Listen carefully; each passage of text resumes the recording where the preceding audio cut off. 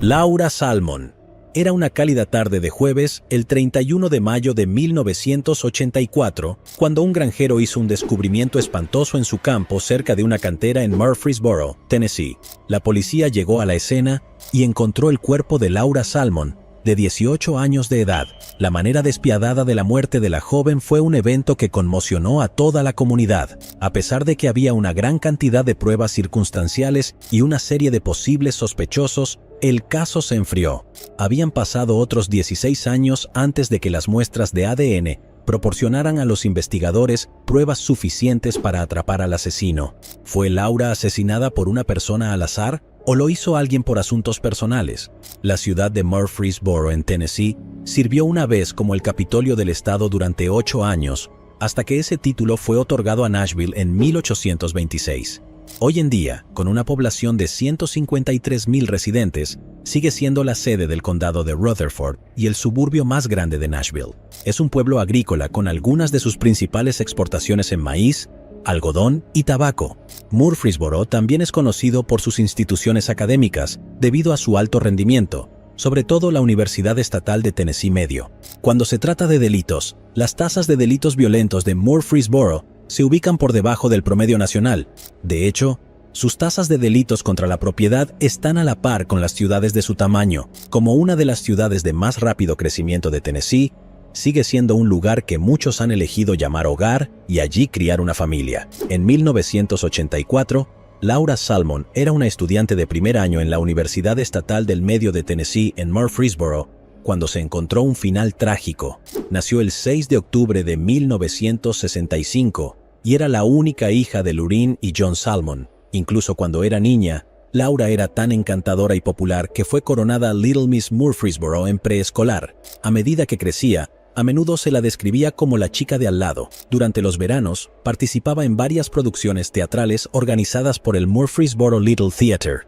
Los padres de Laura se divorciaron cuando ella era muy joven, pero se mantuvieron en términos amistosos entre sí y los dos se encargaron de desarrollar su custodia compartida. Laura sobresalió académicamente y se graduó con honores de Oakland High School en 1983. También fue miembro de la Corte de la Bandera en la escuela secundaria. En el otoño de 1983, comenzó a asistir a la Middle Tennessee State University, al mismo tiempo que comenzó a trabajar en la tienda de comestibles Kroger con su amiga de la infancia Trina Daniel. Laura también estaba en una relación con el estudiante Kyle Gilley, a quien conoció en 1982. Aunque era un año más joven que Laura, la pareja mantuvo su relación incluso después de graduarse de la escuela secundaria. Como cualquier mujer joven de su edad, Laura estaba disfrutando de su tiempo en la universidad rodeada de amigos y haciendo planes para un futuro emocionante. Desafortunadamente, toda la promesa y el potencial de su vida fue pronto interrumpido por un asesino despiadado. En la tarde del jueves 31 de mayo de 1984, el granjero local, Johnny Muckle, caminaba por su granja cuando notó un montón de ropa en uno de sus campos. Después de una inspección, se dio cuenta de que era el cuerpo de una joven. Como loco, se dirigió inmediatamente a la oficina del sheriff del condado de Rutherford para informar el horripilante descubrimiento. Los oficiales, liderados por el detective Robert Asbury, siguieron a Muckle de vuelta a su granja y encontraron a la joven tendida sobre su espalda en el campo exactamente como la describió. Era obvio para los oficiales que había fallecido. Había sido cubierta por 2 pares de jeans. Uno era un Sergio Valente de una mujer y el otro, los vaqueros de un hombre. Una manga de la única chaqueta de un miembro negro estaba atada alrededor de su cuello. En su mano derecha, ella agarraba un par de calzoncillos que los oficiales adivinaron eran los suyos. La única ropa que llevaba era un sostén picardías. El lado izquierdo de su cabeza mostraba signos visibles de trauma y varias rocas manchadas al azar de sangre estaban esparcidas cerca del cuerpo. Los agentes dedujeron que su atacante la había golpeado con las mismas rocas. El área donde se descubrió el cuerpo era familiar para los oficiales, pues a menudo era utilizado por estudiantes de secundaria y universitarios locales como lugar para fiestas y hogueras. También era un conocido Lover's Lane para parejas jóvenes. La joven en el campo también era familiar para muchos de los oficiales de la escena del crimen. Era una cajera rubia amigable de la tienda local de comestibles Kroger. El cuerpo de Laura fue llevado a la morgue del condado de Rutherford para esperar una autopsia. Mientras tanto, los agentes visitaron por separado a los padres de Laura, Lureen y John. En el momento de su asesinato, Laura acababa de mudarse con su padre y su madrastra Brenda. Lorraine, la madre de Laura, quedó devastada por la noticia, pero inmediatamente no dudó en señalar al novio de Laura, Kyle Gilley, de 17 años de edad. Lorraine, que era profesora de inglés en el instituto de Oakland al que Kyle asistía, había oído rumores de su comportamiento que la inquietaban. Ella le dijo a los oficiales que Laura y Kyle tenían una relación tóxica, que Kyle era conocido por ser posesivo y celoso, y que a menudo trataba mal a Laura. Lorraine dijo a los oficiales que nunca aprobó la relación de la pareja y le había dicho a su hija que terminara las cosas con Kyle. Había llegado un punto en el que Laura se había estresado constantemente por su noviazgo. Lorraine y varios miembros de la familia la habían instado a tomar una orden de restricción contra Kyle después de que él comenzara a volverse violento con ella. Lorraine había ido tan lejos como para prohibir a Kyle venir a su casa mientras Laura vivía con ella. Basándose en las preocupaciones de Lorraine, los oficiales estaban empezando a sospechar de Kyle Gilley, pero eso no probaba que él fuera el asesino. Necesitaban averiguar más. Así pues, los oficiales visitaron al padre de Laura, John, y a su esposa Brenda. Tanto John como Brenda dijeron que habían visto a Laura por última vez en la mañana del 31 de mayo de 1984. Ella había salido la noche anterior con una amiga, Trina Daniel, y ambas chicas habían terminado durmiendo en la casa de la familia Daniel. Nada parecía fuera de lo común cuando Laura se preparó y se fue con Trina en la mañana del 31 de mayo para su turno de las 9 en Kroger. Después de estas entrevistas, el novio de Laura, Kyle Gilley, llegó a la oficina del sheriff del condado de Rutherford por la noche. Kyle le dijo a los oficiales que había llamado al padre de Laura para decirle que necesitaba ir a la oficina del sheriff para dar una declaración sobre ella. Habló con el subjefe, Robert Asbury, quien había informado a Kyle del asesinato de Laura. Kyle le dijo a Asbury que vio a Laura por última vez el miércoles 30 de mayo de 1984 en la casa de su abuela. Habían estado juntos desde las 6:30 hasta las 10:30 de la noche. De hecho, habían hecho algunos planes para ir a nadar la tarde siguiente en la casa de su abuela, pero él dijo que ella nunca más apareció. Fue solo después de llamar a su padre que descubrió que algo andaba mal. El funcionario Asbury no tomó una declaración formal de Kyle, ya que era menor de edad y le permitió irse.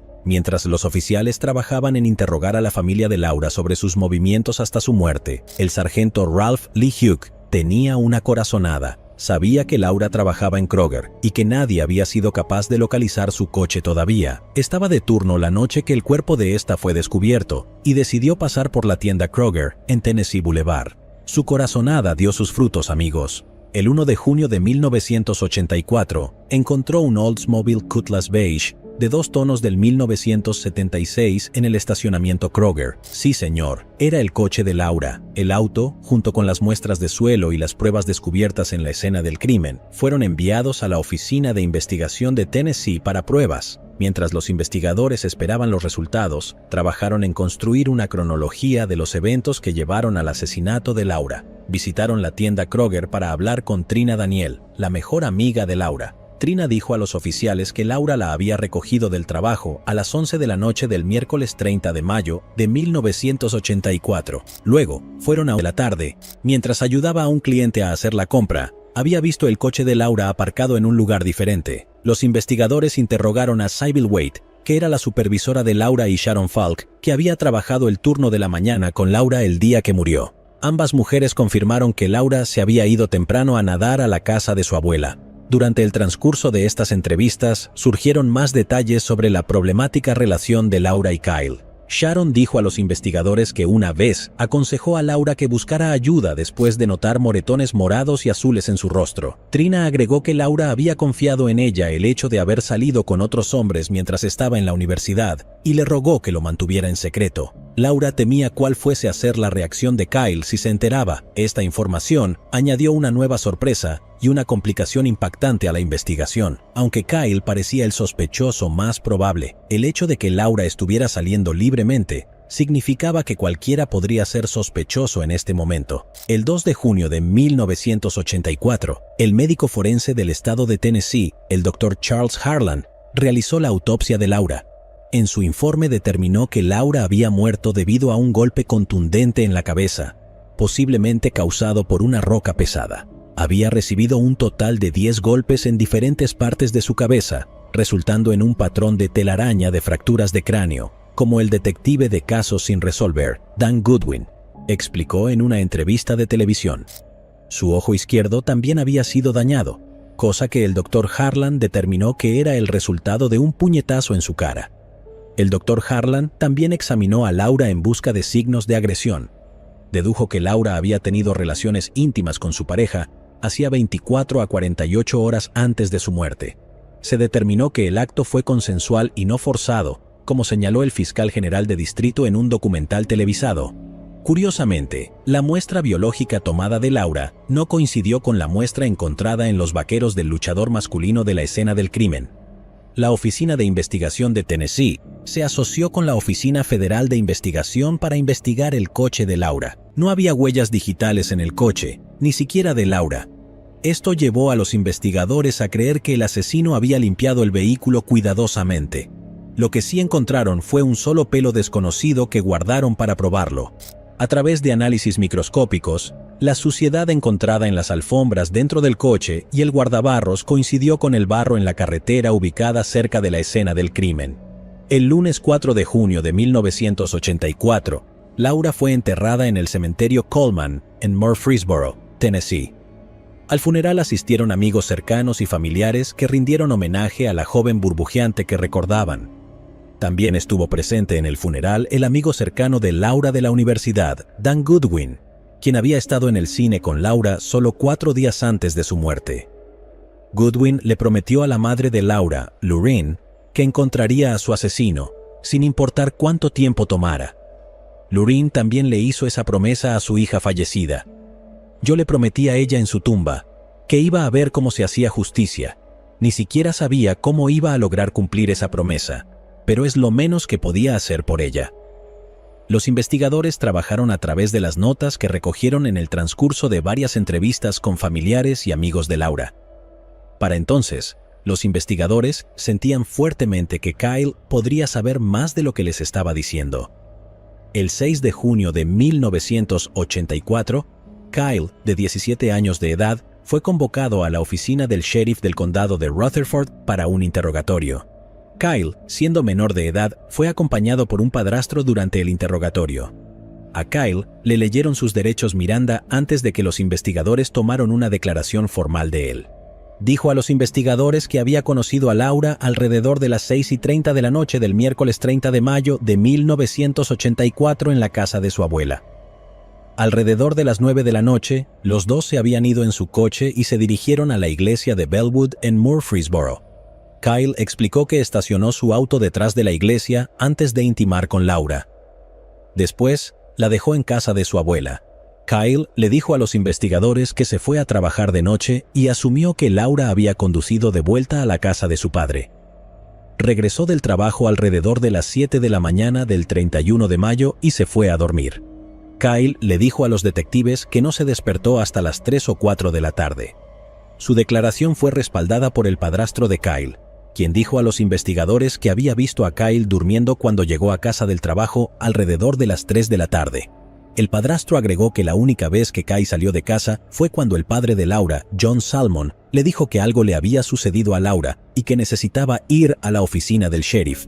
Los investigadores aún sospechaban de Kyle porque era el único con un fuerte motivo, pero hasta ahora la coartada había sido comprobada. Un mes después, en julio de 1984, el agente de TBI Tom Carmouche decidió entrevistar a Kyle de nuevo. Kyle le dijo al agente Carmouche que había estado en Florida hasta el 29 de mayo de 1984. Luego repitió la historia que contó a los investigadores durante su entrevista de junio. Esta vez, sin embargo, añadió un nuevo detalle. Le dijo a Carmouche que después de que él y Laura habían intimado, se limpiaron usando un viejo par de sus pantalones vaqueros. Sin embargo, Kyle negó estar involucrado en el asesinato de Laura y la coartada de su padrastro ayudó a consolidar sus afirmaciones. Sin pruebas suficientes para vincular a Kyle con el asesinato, fue liberado. Para decepción de la madre de Laura, Lorraine. Pero los investigadores estaban a punto de encontrar otra pista en el caso. Al elaborar una cronología de los movimientos de Laura, los investigadores recibieron una llamada de una mujer en Nashville, Tennessee. La mujer, que quería permanecer en el anonimato, alegó que había sido asaltada por un hombre llamado John Taylor. La mujer afirmó que Taylor había amenazado con que si no se quedaba callada, le haría lo mismo que le había hecho a Laura Salmon. Esta inesperada pista cambió la dirección de la investigación. La mujer, que quería permanecer en el anonimato, alegó que había sido asaltada por un hombre llamado John Taylor. La mujer afirmó que Taylor había amenazado con que si no se quedaba callada, le haría lo mismo que le había hecho a Laura Salmon. Esta inesperada pista cambió la dirección de la investigación. Taylor también frecuentaba las mismas fiestas de fraternidad a las que asistía Laura. Los investigadores luego interrogaron a personas que conocían a Taylor y descubrieron que tenía un historial de violencia contra exnovias.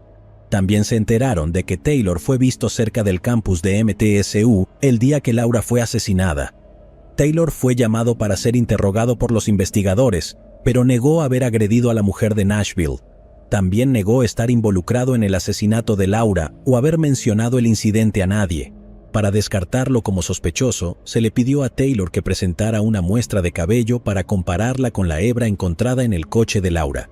La química forense del FBI, Patty Chouty, comparó las muestras. Aunque ambas hebras de cabello eran consistentes, las pruebas de ADN del cabello aún estaban a años de hacer una coincidencia definitiva. Los investigadores no podían acusar a Taylor sin pruebas sólidas. El siguiente paso fue comparar los jeans de hombre encontrados en la escena del crimen con los jeans usados por Taylor. Los jeans recuperados de la escena del crimen tenían un tamaño de cintura de 30 pulgadas y una entrepierna de 36 pulgadas. Pero estas mediciones eran demasiado largas para que Taylor las usara diariamente. Sin pruebas contundentes, los investigadores liberaron a Taylor y fallaron como sospechoso y el asesinato de Laura. Más de un centenar de hombres fueron entrevistados en el curso de la investigación de ese año, pero todos fueron absueltos después de que comprobaran su coartada. Quienquiera que matara a Laura Salmon parecía simplemente haberse desvanecido en el aire. Sin nuevas pistas, el caso de Laura comenzó a enfriarse a finales de 1985. Sin embargo, años más tarde, cuando nuevos investigadores revisaron los archivos de casos sin resolver, comenzaron a surgir varios problemas. Los nuevos investigadores descubrieron que la escena del crimen no se había protegido adecuadamente y que las pruebas se habían manejado sin el uso de guantes. Se observó que John Salmon, el padre de Laura, fue la persona que encontró su collar en la escena del crimen y descubrió más rocas cubiertas de sangre. Había entregado estos artículos a los investigadores, posiblemente comprometiendo la evidencia debido a un manejo defectuoso. También se señaló que los oficiales nunca habían tomado una declaración formal de Johnny Muckle, el granjero que descubrió el cuerpo de Laura. Nunca se dio ninguna explicación por la falta de trabajo policial adecuado. Fue en el año 2000 que el caso de Laura comenzó a calentarse de nuevo. El amigo de Laura, Dan Goodwin, que le había prometido a la madre de Laura que encontraría al asesino, estaba a punto de llegar con su promesa. Había tomado una ruta mucho más larga de lo esperado. El primer caso sin resolver que Goodwin recibió fue el de Laura, y para ello se asoció con el sargento Bill Sharp. Su primera tarea fue enviar todas las pruebas del caso a la Oficina de Investigación de Tennessee para pruebas de ADN. Además del ADN de Laura, 2 perfiles de ADN desconocidos fueron colectados de los vaqueros de hombre y de la ropa de Laura. Esta vez, las pruebas forenses habían avanzado hasta el punto de que los perfiles de ADN de la escena del crimen podían compararse con muestras para identificar al propietario. Al mismo tiempo, los detectives estaban a punto de tropezar con otra información inesperada.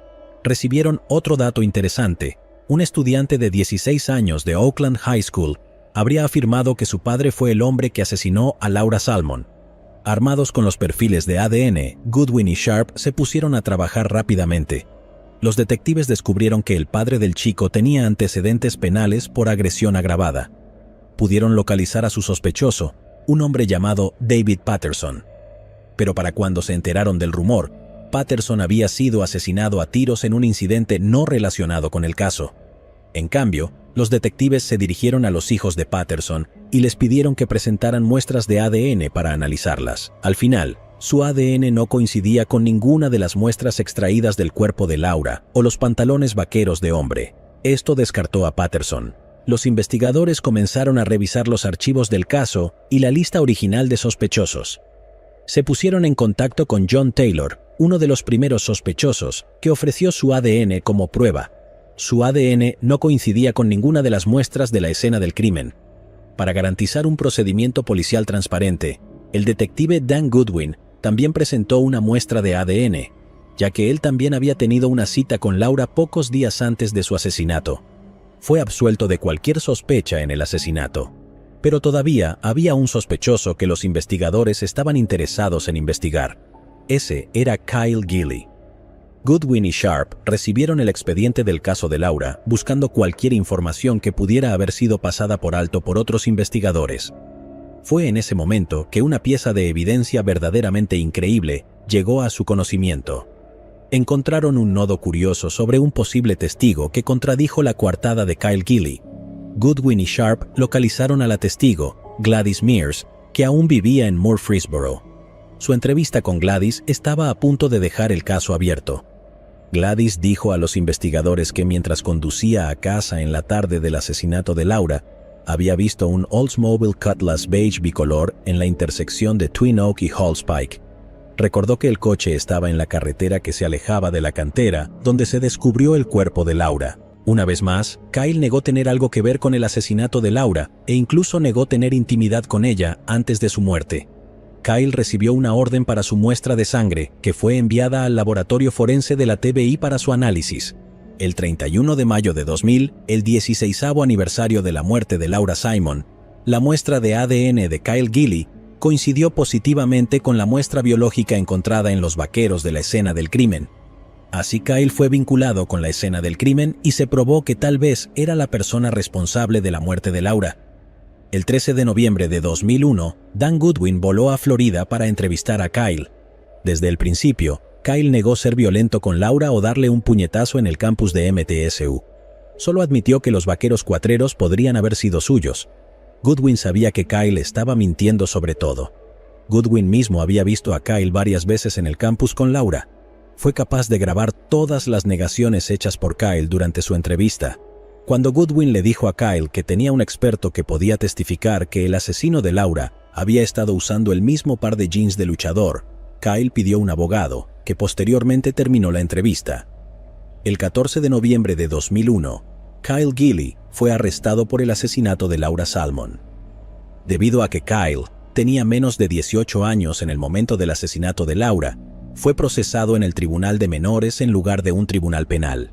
En 2002 se celebró una audiencia para determinar si su caso debía trasladarse al tribunal de circuito para adultos. El 1 de febrero de 2002, después de varias declaraciones de testigos sobre la relación violenta entre Laura y Kyle, la jueza de menores Donna Scott dictaminó que Kyle sería juzgado como adulto. El 6 de marzo de 2002, un gran jurado acusó a Kyle de cargos de asesinato en primer grado.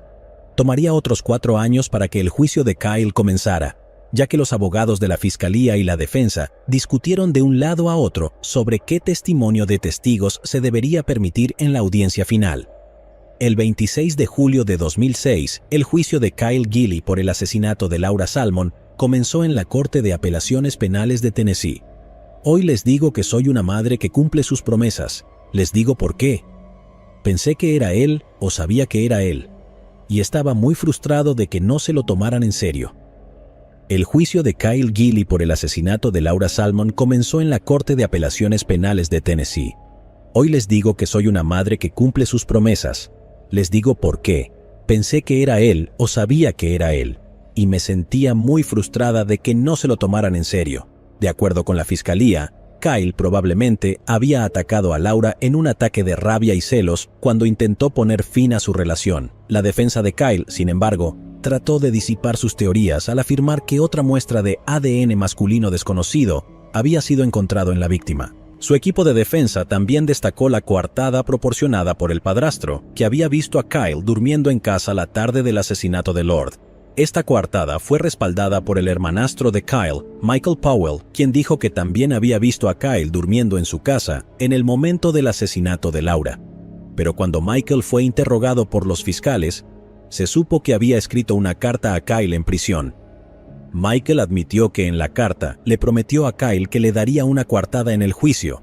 En septiembre de 2006, Kyle Gilley fue declarado culpable de asesinato en primer grado.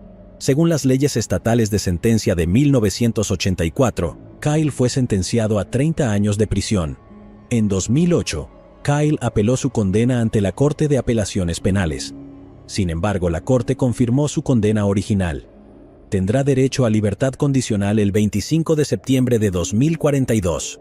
Tomó más de 20 años para que la familia de Laura Salmon pudiese ver la justicia servida en su nombre. Cuando le programen a Kyle Gilley su primera audiencia de libertad condicional en septiembre de 2042.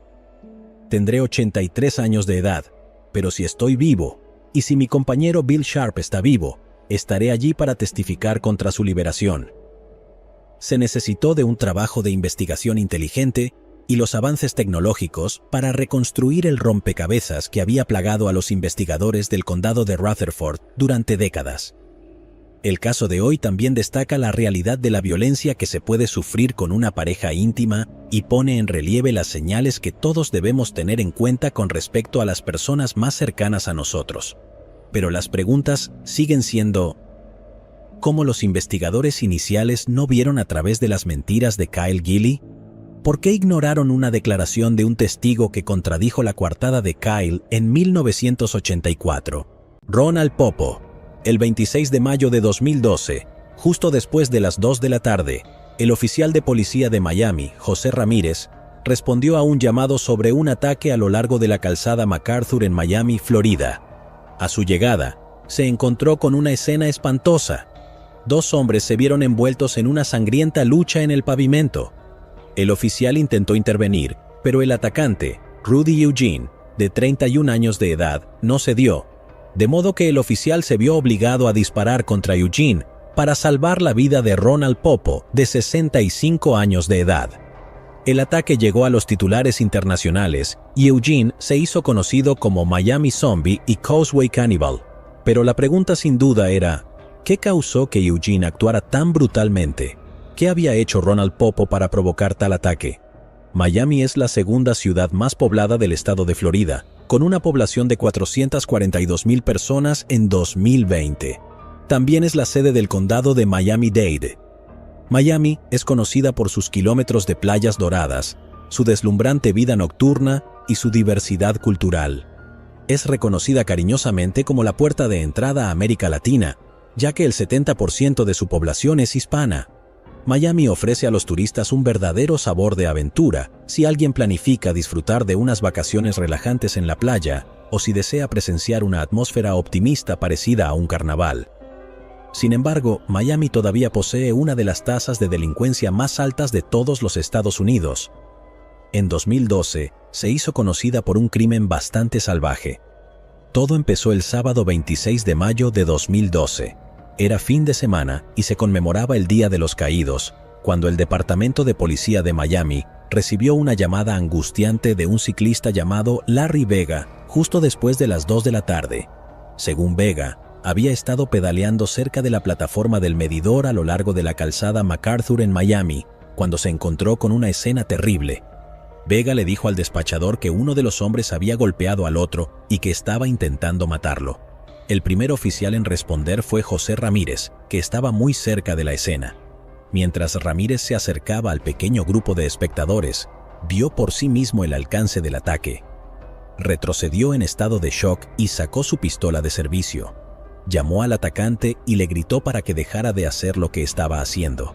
El hombre se volteó y gruñó en dirección hacia el oficial Ramírez y a los espectadores, con lo que parecía ser carne colgando de su boca.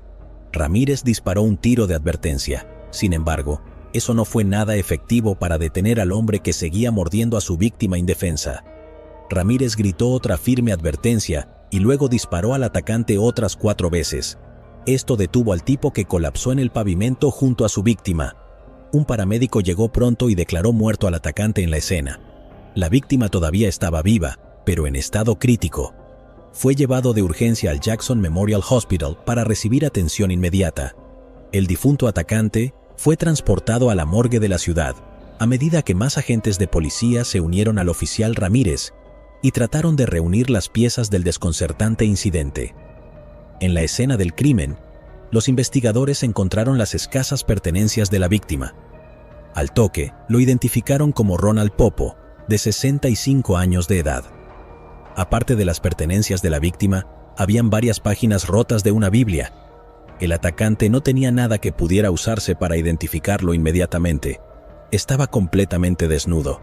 Los oficiales del departamento de policía se dispersaron para buscar algún indicio a lo largo de la calzada MacArthur, ya que habían recibido varias llamadas de automovilistas sobre un hombre que se comportaba de manera extraña. Según los informes, un hombre afroamericano caminaba por la calzada hace pocos días. Luego comenzó a quitarse la ropa y arrancar páginas de un libro. Otros testigos alegaron que después de quitarse la ropa, comenzó a balancearse desde algunos de los postes de luz mientras se dirigía hacia el oeste, hacia el edificio del Miami Herald. Esto les dio un punto de partida y los oficiales comenzaron a buscar pistas. En el camino, encontraron ropa y zapatos desechados, páginas arrancadas de una Biblia y una licencia de conducir que pertenecía a Rudy Eugene, de 31 años. Después de poner sus detalles en el sistema, los investigadores descubrieron que el coche de Eugene, un Chevrolet Caprice púrpura de 1995 con la bandera haitiana pintada, había sido incautado ese mismo día por estar estacionado ilegalmente cerca del área de Miami Beach. Los investigadores visitaron el carro incautado y buscaron a través del vehículo de Eugene. Dentro, encontraron 5 botellas de agua vacías y una segunda Biblia. Los investigadores se dividieron en 3 equipos separados para averiguar más sobre lo que había llevado al ataque y si había alguna conexión entre Popo y Eugene. Un equipo se dirigió al Jackson Memorial Hospital para averiguar sobre Popo. Un segundo equipo empezó a compilar imágenes de vigilancia de la zona que podrían revelar lo que provocó ese violento ataque. Y un tercer equipo fue a averiguar más sobre el atacante, Eugene. En el hospital, a los investigadores se les dijo que Popo había sufrido graves daños en la cara. Alrededor del 80% de su rostro había sido mordido durante el ataque. A Popo le faltaban las 2 cejas, la nariz, partes de las mejillas y la frente. También había perdido su ojo izquierdo que había sido arrancado por Eugene y su ojo derecho había sido severamente dañado, haciendo que quedara completamente ciego. Mientras los cirujanos trabajaban para salvar al hombre, los investigadores estuvieron analizando sus antecedentes para encontrar un vínculo entre él y Eugene. Posteriormente, pudieron hacer contacto con su familia, que se distanció de él. Según los informes, la hija de Popo, de 44 años de edad, Janice Popo Di Bello, se sorprendió cuando su familia fue contactada por la policía y escuchó que su padre Ronald había sido atacado tan brutalmente. Habían asumido que él había muerto después de desaparecer sin dejar rastro décadas antes. Ronald Edward Popo nació el 17 de mayo de 1947 y creció en Brooklyn, Nueva York. Asistió a la prestigiosa escuela secundaria en Manhattan y fue considerado un estudiante bastante inteligente. En la escuela, fue miembro del Club Latino y trabajó junto al consejero escolar en la oficina de orientación. Después de graduarse de la escuela secundaria, Popo se matriculó en la Universidad de la Ciudad de Nueva York. Sin embargo, se retiró en 1966. Después de mucho trabajo duro, los investigadores se enteraron de que había estado casado y tenía una hija. La familia de Ronald parecía ser tan privada como él y no dio ninguna alarma cuando desapareció. Su hermana, Antoinette Popo, dijo a los medios de comunicación que trataron de encontrarlo, pero después de varios intentos fallidos, asumieron que se había quitado la vida. Lo que pasó en los siguientes 10 años siguió siendo un misterio, pero los registros del hospital mostraron que Popo había registrado en las oficinas del Ejército de Salvación en Nueva York como su domicilio en 1976, después de que fuera tratado por una herida de bala. Popo también tuvo varios roces con la ley por allanamiento, intoxicación pública y dormir en lugares públicos. Los investigadores se enteraron de que la familia de Popo no había oído de él en más de 40 años y asumieron que tal vez había terminado con su propia vida. Haberse enterado de esto no fue de gran ayuda para el equipo de investigación. En cambio, colocaron su atención en las pruebas que recogieron y en la familia de Eugene, con la esperanza de que este nuevo ángulo revelara más detalles sobre él. A medida que la noticia del ataque comenzó a difundirse a través de los medios, los investigadores visitaron a la familia de Eugene 2 días después de su muerte para averiguar más sobre el hombre. Rudy Eugene nació el 4 de febrero de 1981 en el Jackson Memorial Hospital de Miami, hijo de los inmigrantes haitianos Ruth Charles y Pelicier Funeus. Sin embargo, unos meses antes de que Eugene naciera, sus padres se divorciaron. En 1985, Ruth conoció a Melimon Charles y se casó con él. La pareja tenía 2 hijos más, llamados Thompson y Markinson. Eugene tenía talento para dibujar, jugaba al fútbol y siempre asistía a la iglesia. Pero en la escuela secundaria, las cosas habían tomado un giro equivocado. Eugene descubrió que Melimon no era su padre biológico. También había descubierto que su verdadero padre, Pelissier, había muerto años antes. Inicialmente, Eugene estaba enojado, pero pronto perdonó a sus padres. Sin embargo, el cambio no duraría mucho. A la edad de 16 años, Eugene ya había sido acusado y arrestado por agresión. En el año 2000, después de graduarse de North Miami High School, Eugene se convirtió en un vagabundo sin tener trabajo fijo. Iba de un empleo a otro, pero sus problemas comenzaron a agravarse. En un lapso de 5 años, Eugene había sido arrestado 7 veces. Sus cargos iban desde allanamiento hasta posesión y tráfico de marihuana. En 2004, las cosas tomaron otro giro desagradable. Eugene tuvo una violenta discusión con su madre Ruth. La policía fue llamada para detener la pelea y fue electrocutado 3 veces por la policía antes de que fuera sometido. En 2005, Eugene se casó con su novia de la secundaria, Jenny Ducktant. Pero solo 18 meses después, Jenny le pidió a Eugene que se divorciaran. Según Jenny, Eugene había empezado a volverse violento y ella temía que su seguridad estuviese en riesgo. Una vez más, Eugene se encontró vagando por la vida sin dirección. Eso fue hasta que se encontró con Ricky Cross en un cruce de destinos. Después de salir durante 5 meses con ella, Cross y Eugene se mudaron juntos y permanecieron como una pareja durante 5 años, desde 2007 hasta la muerte de Eugene en 2012. Cross habló con los investigadores y les dijo que su relación con Eugene era como cualquier otra relación romántica. Sin embargo, Cross luego dijo a los investigadores que Eugene comenzó a comportarse erráticamente en la mañana del 26 de mayo de 2012. Según Cross, Eugene se había despertado alrededor de las 5 de la mañana y comenzó a buscar algo en su armario. Luego tomó su Biblia y un cuaderno marrón y le dio un beso de despedida. Cuando no recibió respuesta al llamar a Eugene, Cross decidió salir a buscarlo. Habían pasado horas, pero no vio ninguna señal de él. Después de llamar a sus amigos, Cross descubrió que había visitado a un amigo la noche anterior. Proporcionó a la policía el nombre de Frederick Christian. Christian habló con la policía y explicó que recibió una llamada de su hermano la noche del 25 de mayo de 2012. Según Christian, Eugene había pasado por la casa del hermano de Christian en busca de él. Según el hermano de Christian, Eugene seguía repitiendo que necesitaba hablar de algo, pero nunca llegó al punto. El hermano de Christian le dijo que Eugene no se veía bien. Nunca llegaron a hablar de lo que le preocupaba a Eugene antes de que se fuera y volviera al apartamento que compartía con Cross. Christian luego explicó a la policía que escuchó de otro amigo que Eugene había aparecido en su casa a las 5:30 de la mañana, el 26 de mayo de 2012. Según Christian, el amigo dijo que Eugene estaba actuando extraño de nuevo y quería ir a la playa para The Urban Beach Week Music Festival. Cuando el amigo que tenían en común se negó debido a los compromisos de trabajo, Eugene pasó un corto tiempo en la casa de su amigo antes de subir a su coche e irse. La policía le preguntó a Christian si Eugene tomaba algún tipo de droga que pudiera haber causado su violenta reacción. Christian dijo a los oficiales que la droga más difícil que Eugene hizo fue fumar marihuana. Dijo que Eugene no tomaba pastillas, ni siquiera las prescritas por un farmacéutico, y que casi nunca consumía alcohol. Armado con esta nueva información, los investigadores comenzaron a armar una cronología de los eventos. Por lo que supieron, Eugene había estado exhibiendo un comportamiento extraño desde la noche antes del ataque a Ronald Popo. Su comportamiento era consistente con el de una persona que se entregaba a una droga sintética conocida como sales de baño. Ese es el nombre aparentemente inocente dado a una droga que se conoce más comúnmente como flaca y se puede encontrar en África, en el Medio Oriente. En los últimos años, la epidemia de sales de baño ha comenzado a ser más popular, especialmente en Florida. Es conocida por causar un comportamiento zombie en aquellos que la consumen. Muchos casos involucran a personas que reportaron sentir como si su piel estuviera en llamas y querer ser asesinadas después de sufrir alucinaciones debilitantes. Los investigadores creían que Eugene podría haber estado bajo la influencia de las drogas cuando de repente se volvió violento y atacó a Popo.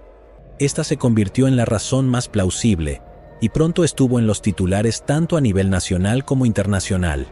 Los investigadores revisaron las imágenes de vigilancia que capturaron algunos de los momentos de Eugene ese fatídico sábado. Su auto fue visto en un video estacionado cerca de Miami Beach.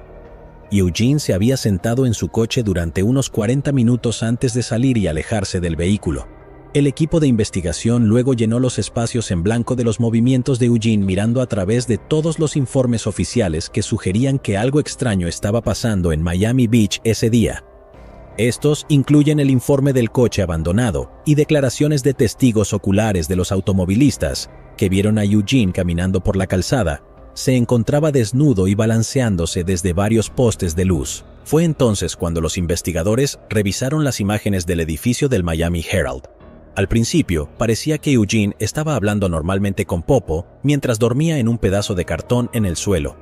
Después de un corto tiempo, pudieron ver que Eugene se abalanzó sobre Popo y comenzó a pelear con el anciano. El video mostró que varios automovilistas y ciclistas habían pasado por la zona.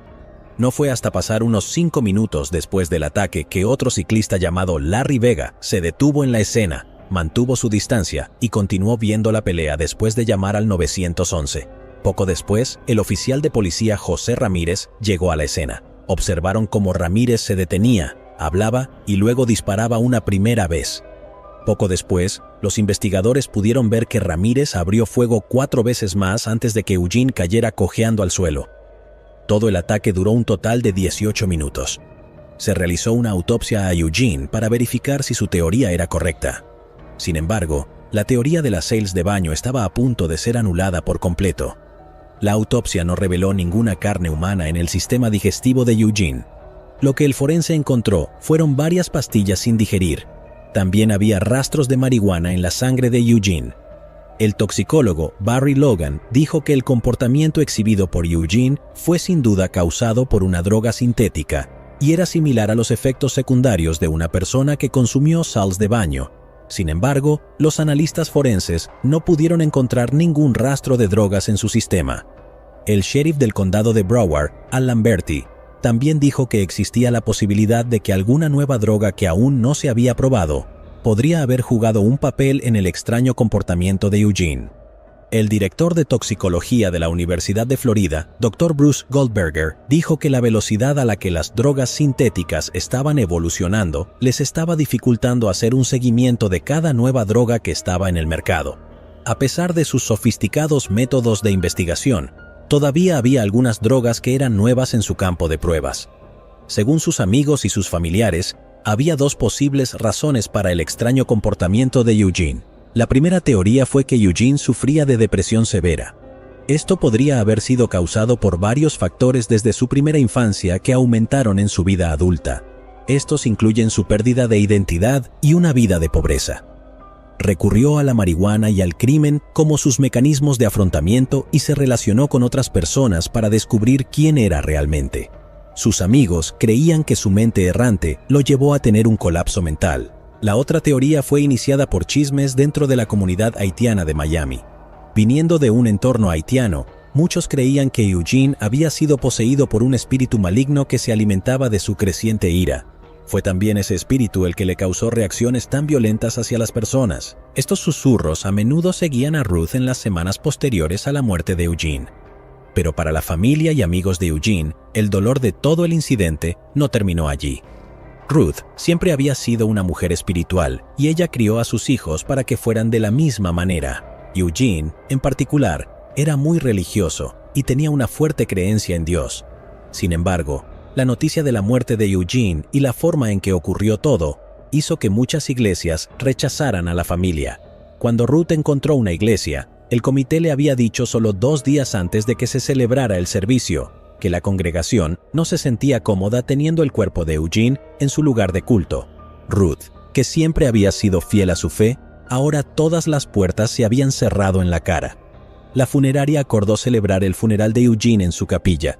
A ella asistieron quienes permanecieron más cerca de Eugene y querían recordar quién era antes de los acontecimientos del 26 de mayo de 2012. En los meses posteriores al ataque, Ronald Popo se sometió a varias cirugías faciales reconstructivas. Sin embargo, quedó permanentemente desfigurado y ciego debido a la extensión de las lesiones. La historia de la supervivencia de Popo, a pesar del ataque, removió las fibras del corazón del público.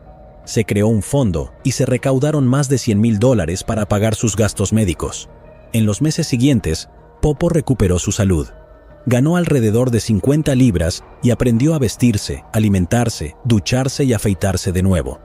También se le permitió permanecer en el centro médico indefinidamente para que pudiera ser atendido adecuadamente por el personal médico.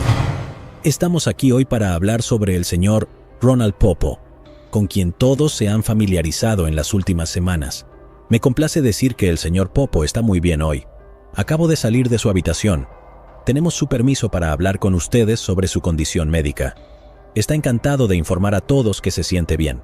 Está comiendo, está caminando con terapia física, está hablando con nosotros, ya ha recibido bastantes cirugías por parte del Dr. Crisira, quien está aquí a mi derecha y todavía queda un poco más por hacer.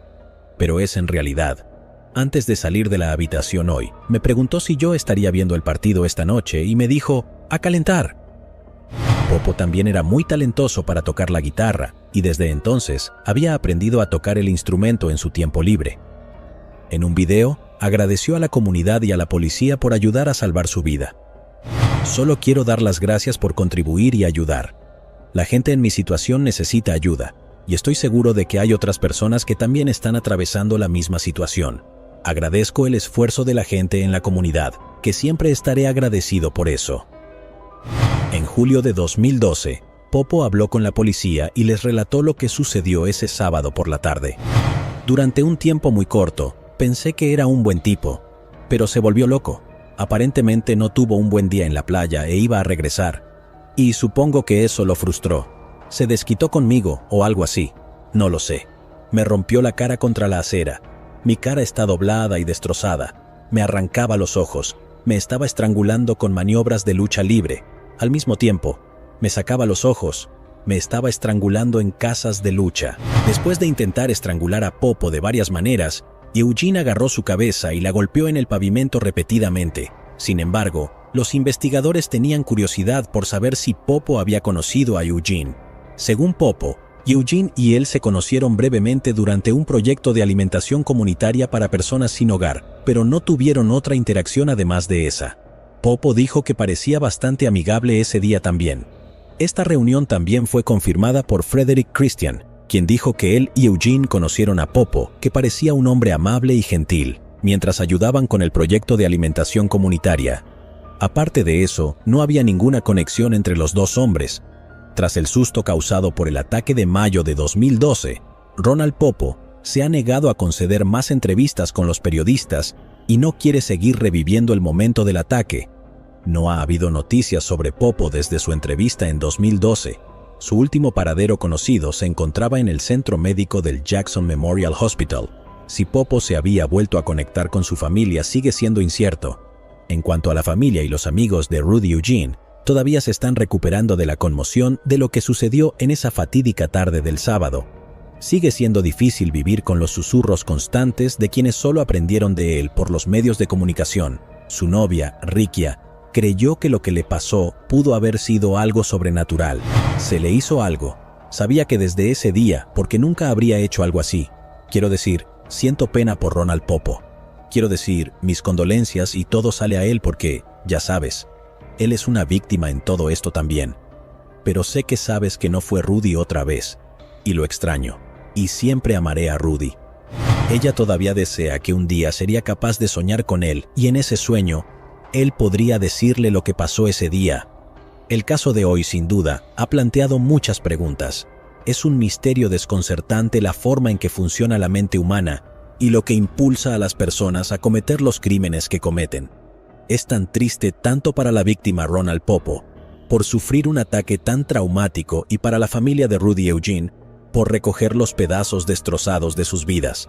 Así que hoy les preguntamos, ¿creen que era posible que Rudy Eugene sufriera una severa crisis mental y esto no fuera un frenesí inducido por drogas? ¿Podrían los factores de su vida personal haber llegado a tal punto que lo volvieron literalmente loco? El caso de Angela McAnulty es un caso peculiar y francamente extraño, pues todavía atormenta las mentes de aquellos quienes lo presenciaron. Madre de 4 hijos y esposa de Richard McAnulty, Angela maltrató a su hija mayor, Janet Maples, y le hizo cosas horribles e impensables en nombre de la disciplina. Angela mató de hambre, mutiló y torturó a su hija hasta la muerte de la manera más cruel imaginable, y todo lo que tuvo que decir cuando fue atrapada fue: «Lo siento». Peguémosle un vistazo a cómo se desarrolló este caso absolutamente trágico. Angela McAnulty nació en California, Estados Unidos, donde vivía con sus padres y 2 hermanos. Cuando tenía tan solo 5 años, la tragedia llegó, y su madre fue asesinada. Desafortunadamente, a día de hoy el caso permanece sin resolver en su mayor parte.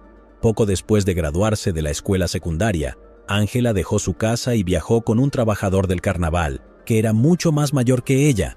En lugar de ayudarla a prepararse para su juventud, este hombre le presentó a la joven Angela varias sustancias farmacológicas.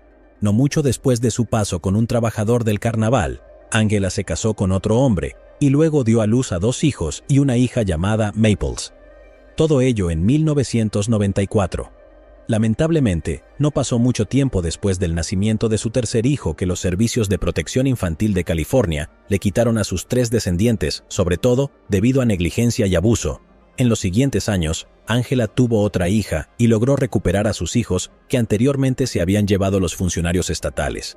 Después de esta victoria, Angela se casó con un camionero de larga distancia llamado Richard McAnulty en 2002, y luego toda la familia se fue de California a Oregón en algún momento de 2006.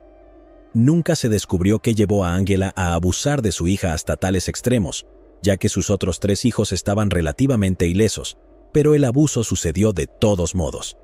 El maltrato de Maples a manos de su madre había estado sucediendo durante años, ya que a menudo se la veía yendo a la enfermera de su escuela para tratar los moretones y cortes en su cuerpo. Los maestros y sus amigos se preocuparon cada vez más. Le preguntaron a Maples cómo se lastimó, y ella se abrió con ellos diciéndoles que su madre había abusado de ella en casa. Las autoridades escolares informaron del incidente al Departamento de Servicios Humanos, quien hizo una visita a la casa de Maples. Cuando Angela fue interrogada sobre las lesiones y acusaciones de su hija, ella pintó un cuadro alrededor de la situación, haciendo que Maples fuera una mentirosa compulsiva que haría cualquier cosa para llamar la atención. Desafortunadamente, creyeron la historia de Angela y dejaron a Maples en casa, con su madre, sin saber que las cosas estaban a punto de empeorar mucho para ella. Angela sacó a Maples de la escuela con la razón de que le iría mejor si la educaran en casa, cortando efectivamente todas las comunicaciones con el público, sin escuela ni amigos que se dieran cuenta de su condición, y sin medios con quienes comunicarse para pedir ayuda. Maples quedó a merced de su madre. La única otra persona que pareció darse cuenta del trato que Angela le daba a su hija fue Lynn McAnulty, su suegra. Lynn estaba preocupada por el trato que Angela le daba a Maples, pero también se le negó el acceso a ver a sus nietos, por lo que fue en este punto que comenzó a llamar continuamente a Bienestar Infantil. Al final, resultó que la abuela preocupada, de hecho, se había presentado ante Bienestar Infantil solo unos días antes de que Maples muriera. En casa, Angela sometió a su hija a un trato tan inhumano que, a los 15 años, Maples estaba tan desnutrida y en los huesos que parecía una niña mucho más pequeña. La obligaban a dormir en el suelo con nada más que un cartón extendido. La golpeaban constantemente con cinturones de cuero hasta el punto de que su sangre salpicaba el piso, las paredes y el techo. Además de estos horribles descubrimientos, se encontraron dispositivos de tortura de diferentes tipos en la casa, con trozos de carne de Maple todavía sobre ellos. Según los investigadores, Angela llevaba a Maples a lo que los fiscales describieron como la sala de tortura, donde ella emitiría un pitido y torturaba a su hija hasta extremos inimaginables. Mientras hacía esto, Angela encendía la aspiradora en un intento por amortiguar los sonidos de los gritos de Maples, para que los otros niños y vecinos no los oyeran.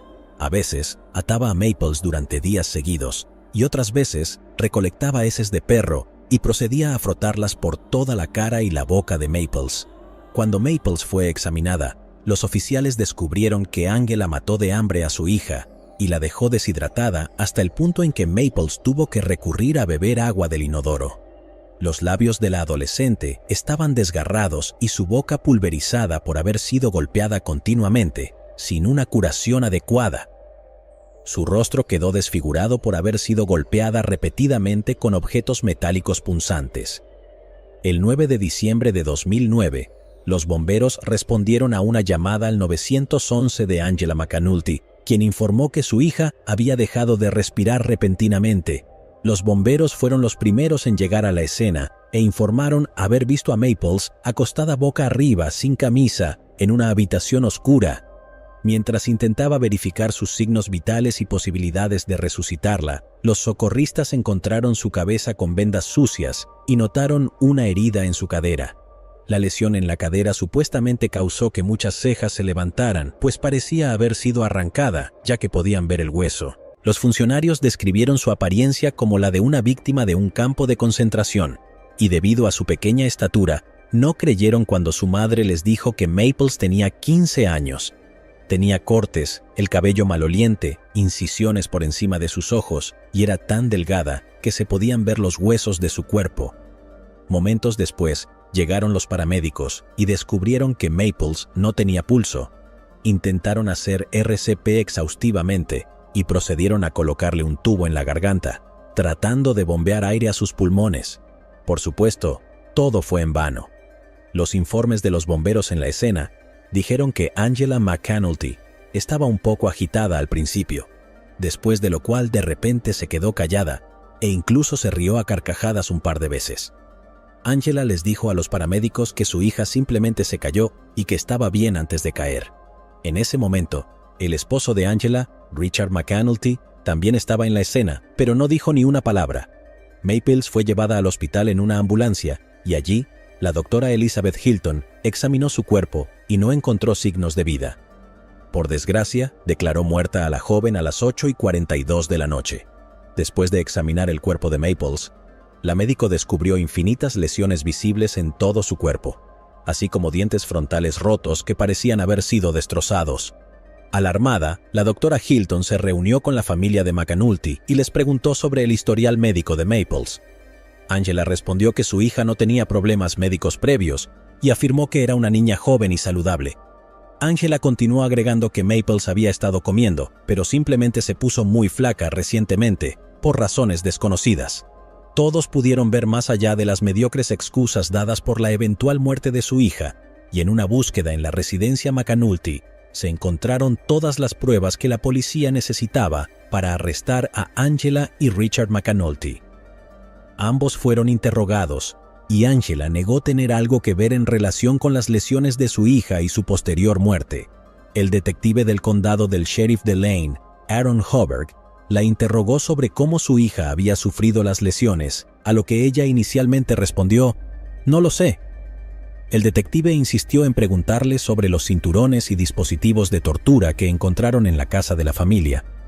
Para este punto, sucumbió ante la presión, y Angela simplemente respondió diciendo que su esposo estaba a cargo de la disciplina y que él fue quien golpeó a Maples. Los detectives entrevistaron a su esposo y a los otros niños, quienes revelaron que fue Angela quien dio la paliza y no su esposo Richard. Él también había revelado que su esposa le había pedido que asumiera la culpa por golpear a Maples, con la esperanza de recibir una sentencia más leve debido a su condición cardíaca subyacente. Angela admitió luego haber golpeado repetidamente a su hija, y cuando se le preguntó por qué había sido tan violenta con Maples, ella dijo, «No lo sé, simplemente lo hice. Simplemente lo hice. Supongo que las cosas que hizo me afectaron». Más tarde, se derrumbó en lo que los detectives llamaron un espectáculo bien presentado de lágrimas, afirmando que lamentaba haber lastimado a su hija. Cuando Richard McAnulty fue acusado del asesinato agravado de Janet Maples y fue procesado para ser juzgado en la corte, los fiscales del caso buscaban una sentencia de 30 a cadena perpetua para Richard McAnulty, pero para Angela solicitaron la pena de muerte. Su caso fue presentado a la corte y atrajo mucha atención de los medios como la malvada madre, quien mató de hambre y torturó a su hija hasta la muerte. El primer día del juicio, Angela McAnulty entró a la sala del tribunal llorando profundamente y se declaró culpable del asesinato de su hija, moviendo efectivamente el caso a un juicio de fase de pena frente a un jurado para determinar su sentencia por el cargo de asesinato. Los fiscales estatales presentaron una montaña de pruebas contra Angela McAnulty en un intento de conseguir una sentencia de muerte. Los moretones, la pérdida extrema de peso por inanición, las lesiones en la cabeza y el estado general de Maples, donde toda la fiscalía necesitaba presentar su caso. Por otro lado, la defensa de Angela trajo una gran cantidad de testigos para tratar de probar su carácter, con la esperanza de evitar la pena de muerte y conseguir una sentencia más leve. Llamaron a George y Mike Fosey, quienes eran los hermanos de Angela, para testificar sobre su educación en la infancia. Ellos hablaron sobre cómo después de que su madre fue asesinada cuando Angela tenía 5 años, su padre era el principal sospechoso, pero sin pruebas nunca fue condenado. Su padre recurriría a la misma táctica de negar darles comida como castigo y que golpearlos con objetos extraños era bastante común mientras crecían. La defensa de Angela McAnulty trajo a amigos y vecinos para testificar que ella no representaba una amenaza para los demás, ya que nunca había hecho nada fuera de lo común a personas que no sean sus hijos. Estaban tratando de que el juez desechara la pena de muerte con la moción. La moción fue denegada y la sentencia de muerte permaneció sobre la mesa. Un testimonio de su esposo Richard reveló no solo la crueldad de Angela hacia su hija, sino también su negligencia e ignorancia, que ayudaron a su muerte. Richard McAnulty testificó que, aunque su esposa apagaba el televisor o la aspiradora cuando abusaba de su hija, todavía podía escuchar los gritos. Dijo que los gritos se volvieron cada vez menos intensos a medida que Maples perdía peso, y se volvió casi silencioso porque ya no tenía fuerzas para gritar más. Después de días de idas y venidas entre la fiscalía y la defensa, el jurado tuvo que determinar la sentencia de Angela McAnulty a partir de 4 preguntas principales. La primera fue si las acciones de Angela que llevaron a la muerte de su hija fueron hechas deliberadamente y con intención premeditada. La segunda fue si las acciones de Angela hacia su hija fueron una causa o prueba de provocación por parte de Maples o cualquier otra influencia externa. La tercera es si existía la posibilidad de que Angela representara un peligro para su familia, y otros si se le permitía vivir sus días en una prisión de máxima seguridad. La cuarta y última fue simplemente si merecía la pena de muerte. Antes de las declaraciones finales de los consejos opuestos, Angela pidió hablar en el estrado, no para testificar ni ser interrogada, sino simplemente para hacer una declaración ante el jurado de 8 hombres y 4 mujeres que decidieron su destino. Se disculpó ampliamente ante el jurado, el juez y el detective del caso. Reconocieron que lo que hizo estuvo mal. Ella dijo: «Lamento mucho haber lastimado a mi hija de muy mala manera. Quiero que sepan que hice mal y estoy en paz con su decisión». En su declaración final, la fiscalía contó detalle por detalle y testigo tras testigo, describiendo lo impensable que era para una madre matar de hambre, mutilar, torturar y abusar de su hija hasta el punto de matarla. No estamos hablando de un borracho enojado, estamos hablando de un asesino implacable. Después de mucha deliberación, el jurado emitió un veredicto y la encontró culpable de los 4 cargos relatados anteriormente, condenándola a la pena de muerte. Esto convirtió a Angela McAnulty en la primera y única mujer en el estado de Oregón en recibir la pena de muerte desde que los votantes la reintrodujeron en 1984. Después de ser enviada a una prisión de máxima seguridad, Angela fue mantenida en bloques de detención separados para los condenados a muerte, y también por su seguridad, ya que estaba constantemente bajo amenaza de muerte. Los prisioneros no se toman a la ligera a los asesinos y abusadores salvajes y no perderían el tiempo en matar a un recluso culpable de tales crímenes. Durante su estancia allí, Angela comía sola y solo se le permitía 40 minutos de ejercicio y una ducha al día. Para llevar las cosas más lejos, solo podía interactuar con otros reclusos a través de una cerca. En julio de 2019, la jueza de distrito, Burdett Pratt, anuló la sentencia de muerte y la condena de Angela McAnulty, citando que su abogado fue ineficaz al aconsejarle que se declarara culpable del cargo de asesinato, sin una concesión desde la fecha para reducir su sentencia a cambio. También afirmó que sus abogados fueron ineficaces al demostrar que McAnulty no representaba un peligro futuro para la sociedad, que habría reducido su sentencia de la pena de muerte a cadena perpetua. Añadió que eran incompetentes y no pudieron probar que, obviamente, el trauma de su infancia jugó un papel importante en su comportamiento psicológico actual hacia su propia hija. La oficina del fiscal del estado apeló el fallo, afirmando que hizo su parte para garantizar un juicio justo para McAnulty y estaba cerca de ganar. Pero justo cuando el proceso de apelación estaba en curso, la gobernadora del estado de Oregón, Kate Brown, promulgó la SB 2013, que redujo en gran medida la capacidad del estado para dictar sentencias de muerte. En julio de 2020, el caso de Angela McAnulty finalizó, la sacaron del corredor de la muerte y su sentencia se redujo a cadena perpetua, sin posibilidad de libertad condicional. Con Angela ahora fuera del corredor de la muerte, el número total de mujeres condenadas a muerte en los Estados Unidos es actualmente de 52. La última en ser ejecutada fue Kelly Gissendaner, quien fue ejecutada mediante inyección letal en 2015. Richard McAnulty también fue declarado culpable de cargo de asesinato y recibió cadena perpetua con posibilidad de libertad condicional después de 25 años. Sin embargo, no apeló su sentencia, aceptándose con gracia. El 28 de agosto de 2014, Timothy Ray Jones Jr., de 32 años de edad, cometió un acto inimaginable. En su casa móvil familiar en South Lake Drive, Nueva Jersey, Timothy le quitó la vida a sus 5 hijos, en edades de 1 a 8 años. ¿Qué podría haber llevado a este padre a matar a sus propios niños?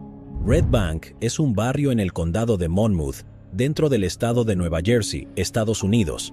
El río Navesink, el medio tradicional de transporte de la región hacia el océano y otros puertos, atraviesa la comunidad, la cual fue incorporada en 1908.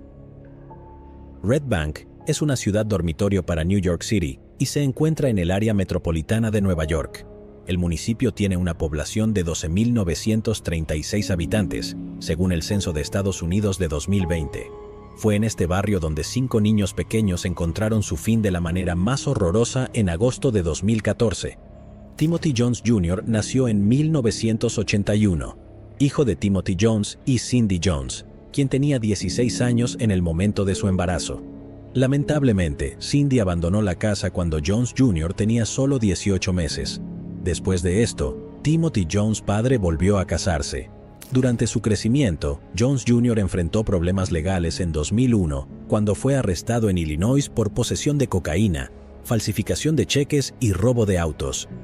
A pesar de ser sentenciado a 7 años de prisión, fue liberado en 2003 después de cumplir solo 2 años. Después de esto, parecía que su vida mejoraba. Conoció a Amber Kaiser cuando eran adolescentes y se casaron en 2004. Pronto tuvieron 3 hijos. Jones continuó su educación y obtuvo un título en ingeniería de la Universidad Estatal de Mississippi. La joven familia se mudó más tarde a Blythewood en busca de mejores oportunidades de vida. Para 2014 tenían 5 hijos: Mira Gracie, de 8 años, Elias, de 7, Nathan, de 6, Gabriel, de 2 y Abigail Elaine, de 1. A medida que pasaba el tiempo, su matrimonio comenzó a deteriorarse y el comportamiento de Jones cambió drásticamente, recurriendo al consumo de alcohol, tabaco y marihuana sintética. A pesar de estos desafíos, Amber dio a luz a su última hija, Abigail Elaine. Sin embargo, Jones tenía dudas sobre si él era el padre de la niña. Debido a esto y otros problemas en su matrimonio, Jones y Amber se divorciaron en 2013. Después del divorcio, Jones obtuvo la custodia de los niños. En palabras de su ex, Tim y yo tuvimos muchos momentos buenos, pero llega un punto en el que las cosas son volátiles y tomas la decisión de separarte de esa persona para proteger a tus hijos pequeños, porque les está afectando, y tomas la difícil decisión de separarte de esa persona, pero es difícil distanciarte de tal persona porque es todo lo que has conocido. Todo lo que conocía desde mi adolescencia era Tim. Se esperaba que Jones fuera un padre ejemplar y diera todo para proteger a sus hijos, pero ¿quién podría haber predicho el horror que vendría más adelante? El jueves 28 de agosto de 2014, Jones recogió a sus 3 hijos mayores de la escuela y a los 2 más pequeños de su niñera. Bien amigos, literalmente desaparecieron al día siguiente. Jones y los niños estuvieron ausentes durante varios días, lo que llevó a su familia a contactar a la policía después de que no pudieran comunicarse con él durante varios días. A las 9:36 de la mañana del día siguiente, la niñera, Elke, intentó comunicarse con Jones por teléfono, pero no recibió respuesta. Sin inmutarse, Elke decidió enviarle un mensaje de texto a las 9:38 preguntando si podía dejar a los niños más pequeños en la guardería. Jones respondió: «No te preocupes por eso esta mañana. Te veré la próxima semana». Todo ello, asegurándole que los niños regresarían el martes, después del Día de los Caídos. Mientras tanto, la abuela de Jones, Roberta Thornsberry, intentó desesperadamente comunicarse con él desde Mississippi, pero él rechazó todas sus llamadas.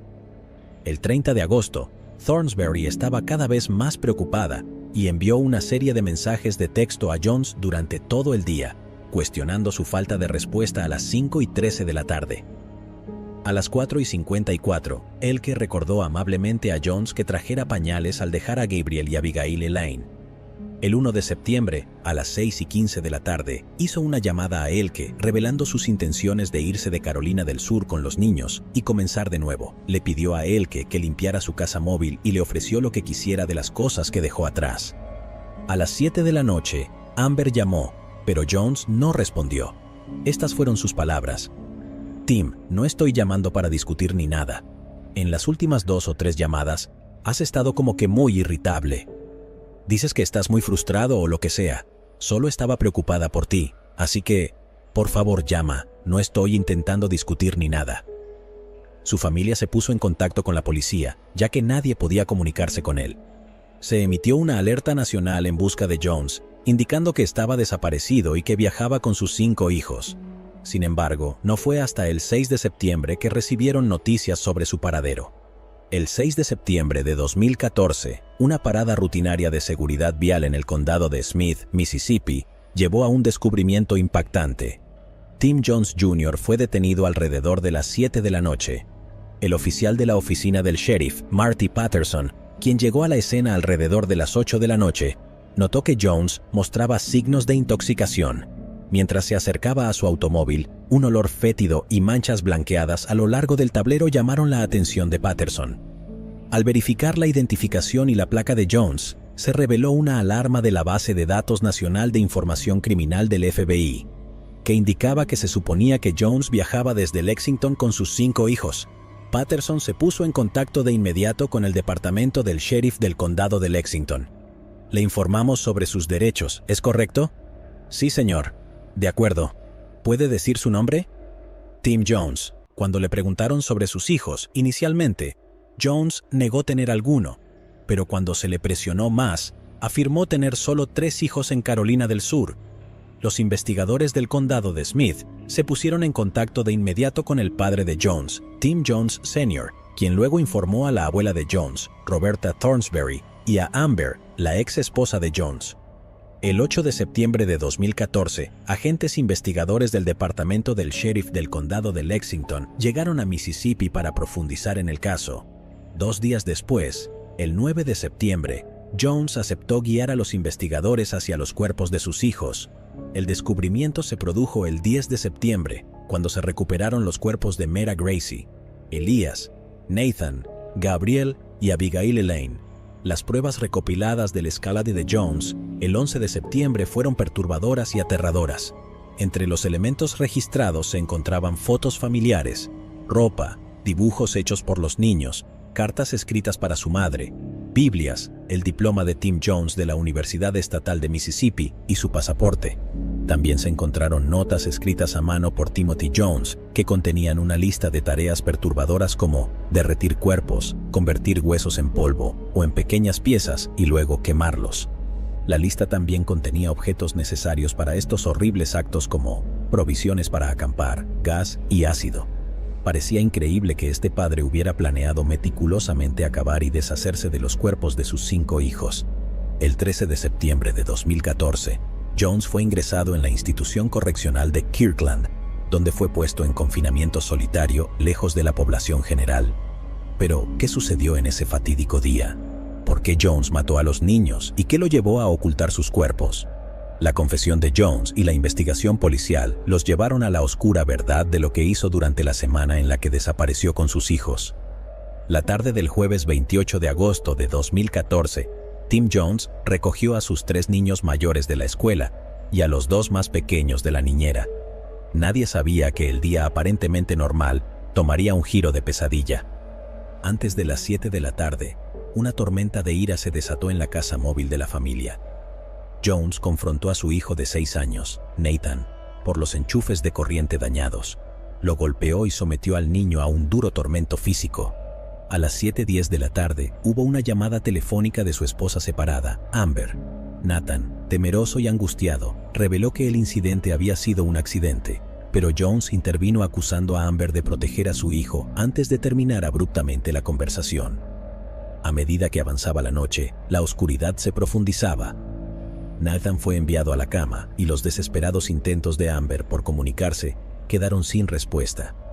Los detalles aquí eran confusos, pero alrededor de las 8:30 de la noche, Jones descubrió el cuerpo sin vida de Nathan o intentó revivir al niño sin éxito.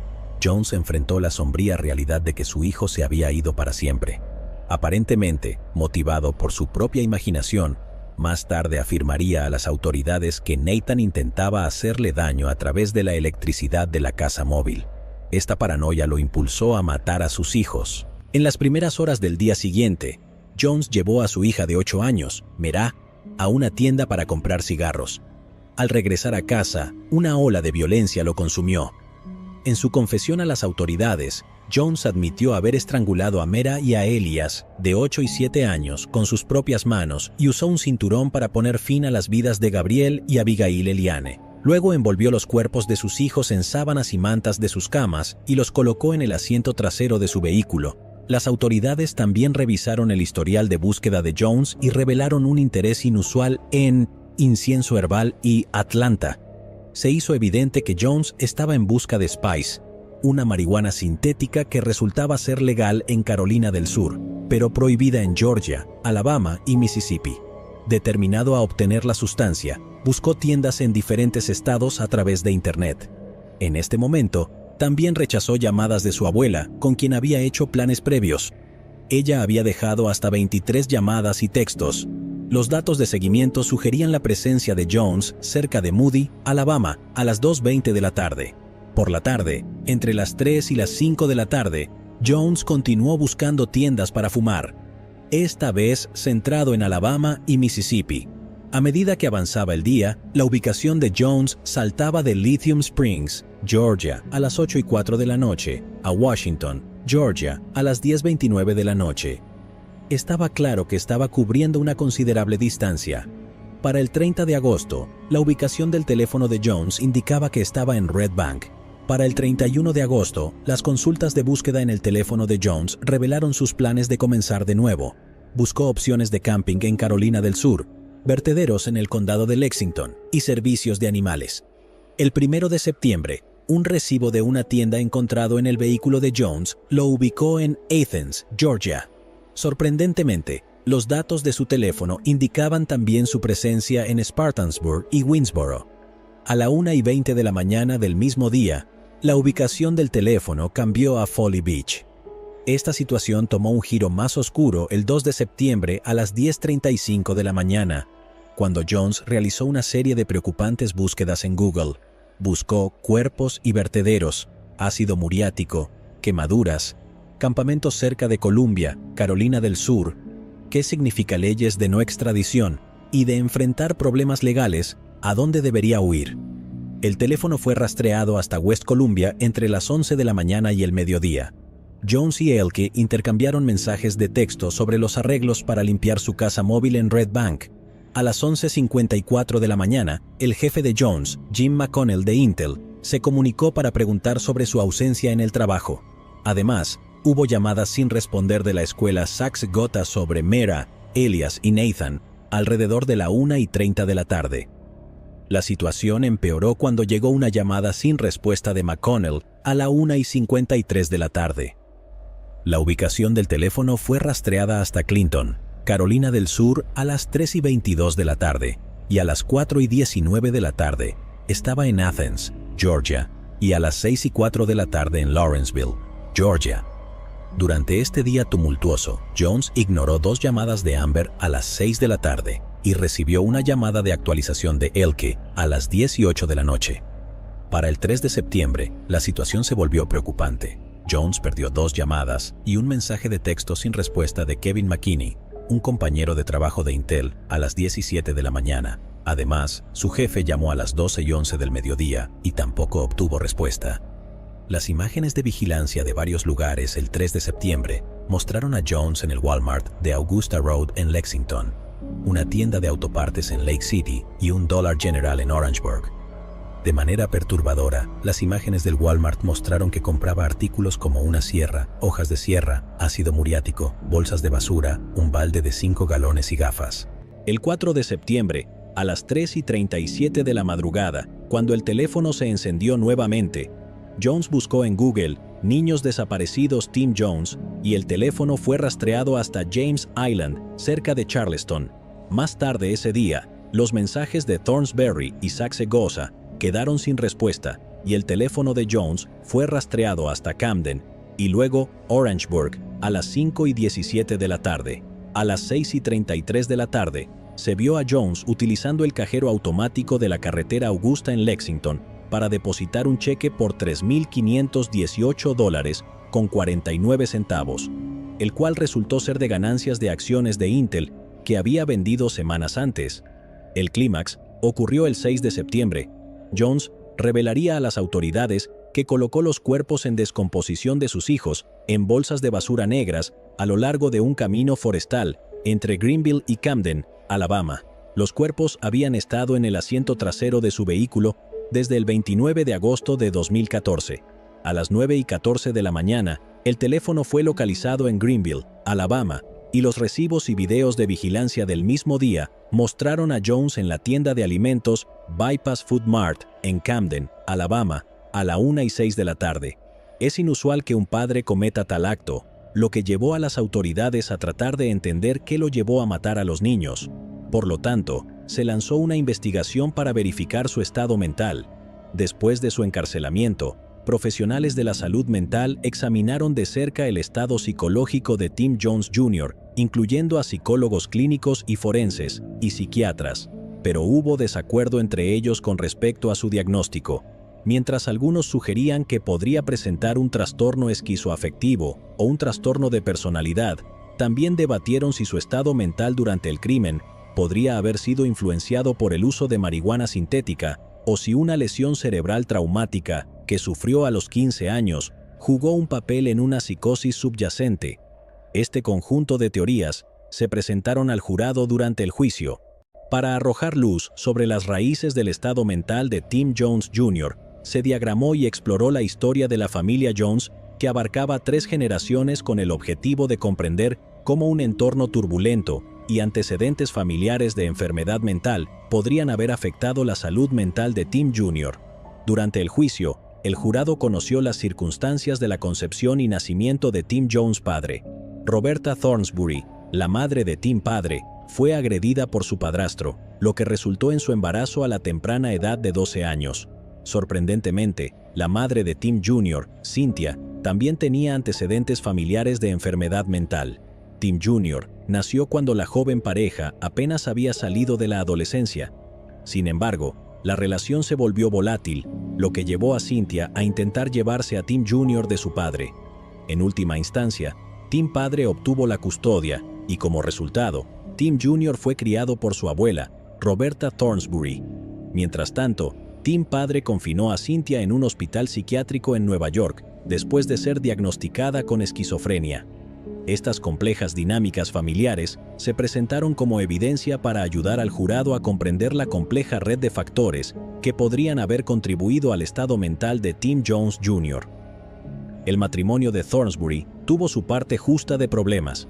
Numerosos incidentes del matrimonio involucraron llamadas a la policía por tiroteos, apuñalamientos, posesión de drogas y abuso físico y de alcohol. El entorno parecía todo menos estable. A medida que pasaban los años, Tim padre pasó por varios matrimonios, divorciándose de Cynthia y casándose con Caroline, con quien tuvo 2 hijos más. Cuando Tim tenía 9 años, se encontró en una familia disfuncional y a medida que pasaban los años, presenció cómo su padre se casaba nuevamente, esta vez con una mujer llamada Julie, cuando Jones tenía 16 años. Tras su liberación, Jones conoció a Amber y se casaron. Jones tenía una relación tensa con su padre, lo que se intensificó durante las vacaciones de Navidad de 2012. lo que llevó a 18 meses de silencio entre ellos. Las vacaciones de Navidad de 2012 sería la última vez que el padre de Jones vería a los niños. El juicio comenzó el 15 de mayo de 2019 y se presentaron testimonios de varias personas que arrojaron luz sobre el atroz crimen cometido por Jones. Funcionarios encargados de hacer cumplir la ley, expertos en salud mental, oficiales correccionales, maestros, administradores escolares, niñeras e incluso miembros de la propia familia de Jones testificaron para presentar sus relatos. Desde el principio, la culpabilidad de Jones era innegable. Había confesado el crimen y las pruebas en su contra eran abrumadoras. A pesar de esto, la defensa buscó establecer que el hombre padecía una enfermedad mental grave y, por lo tanto, no era totalmente responsable de sus acciones.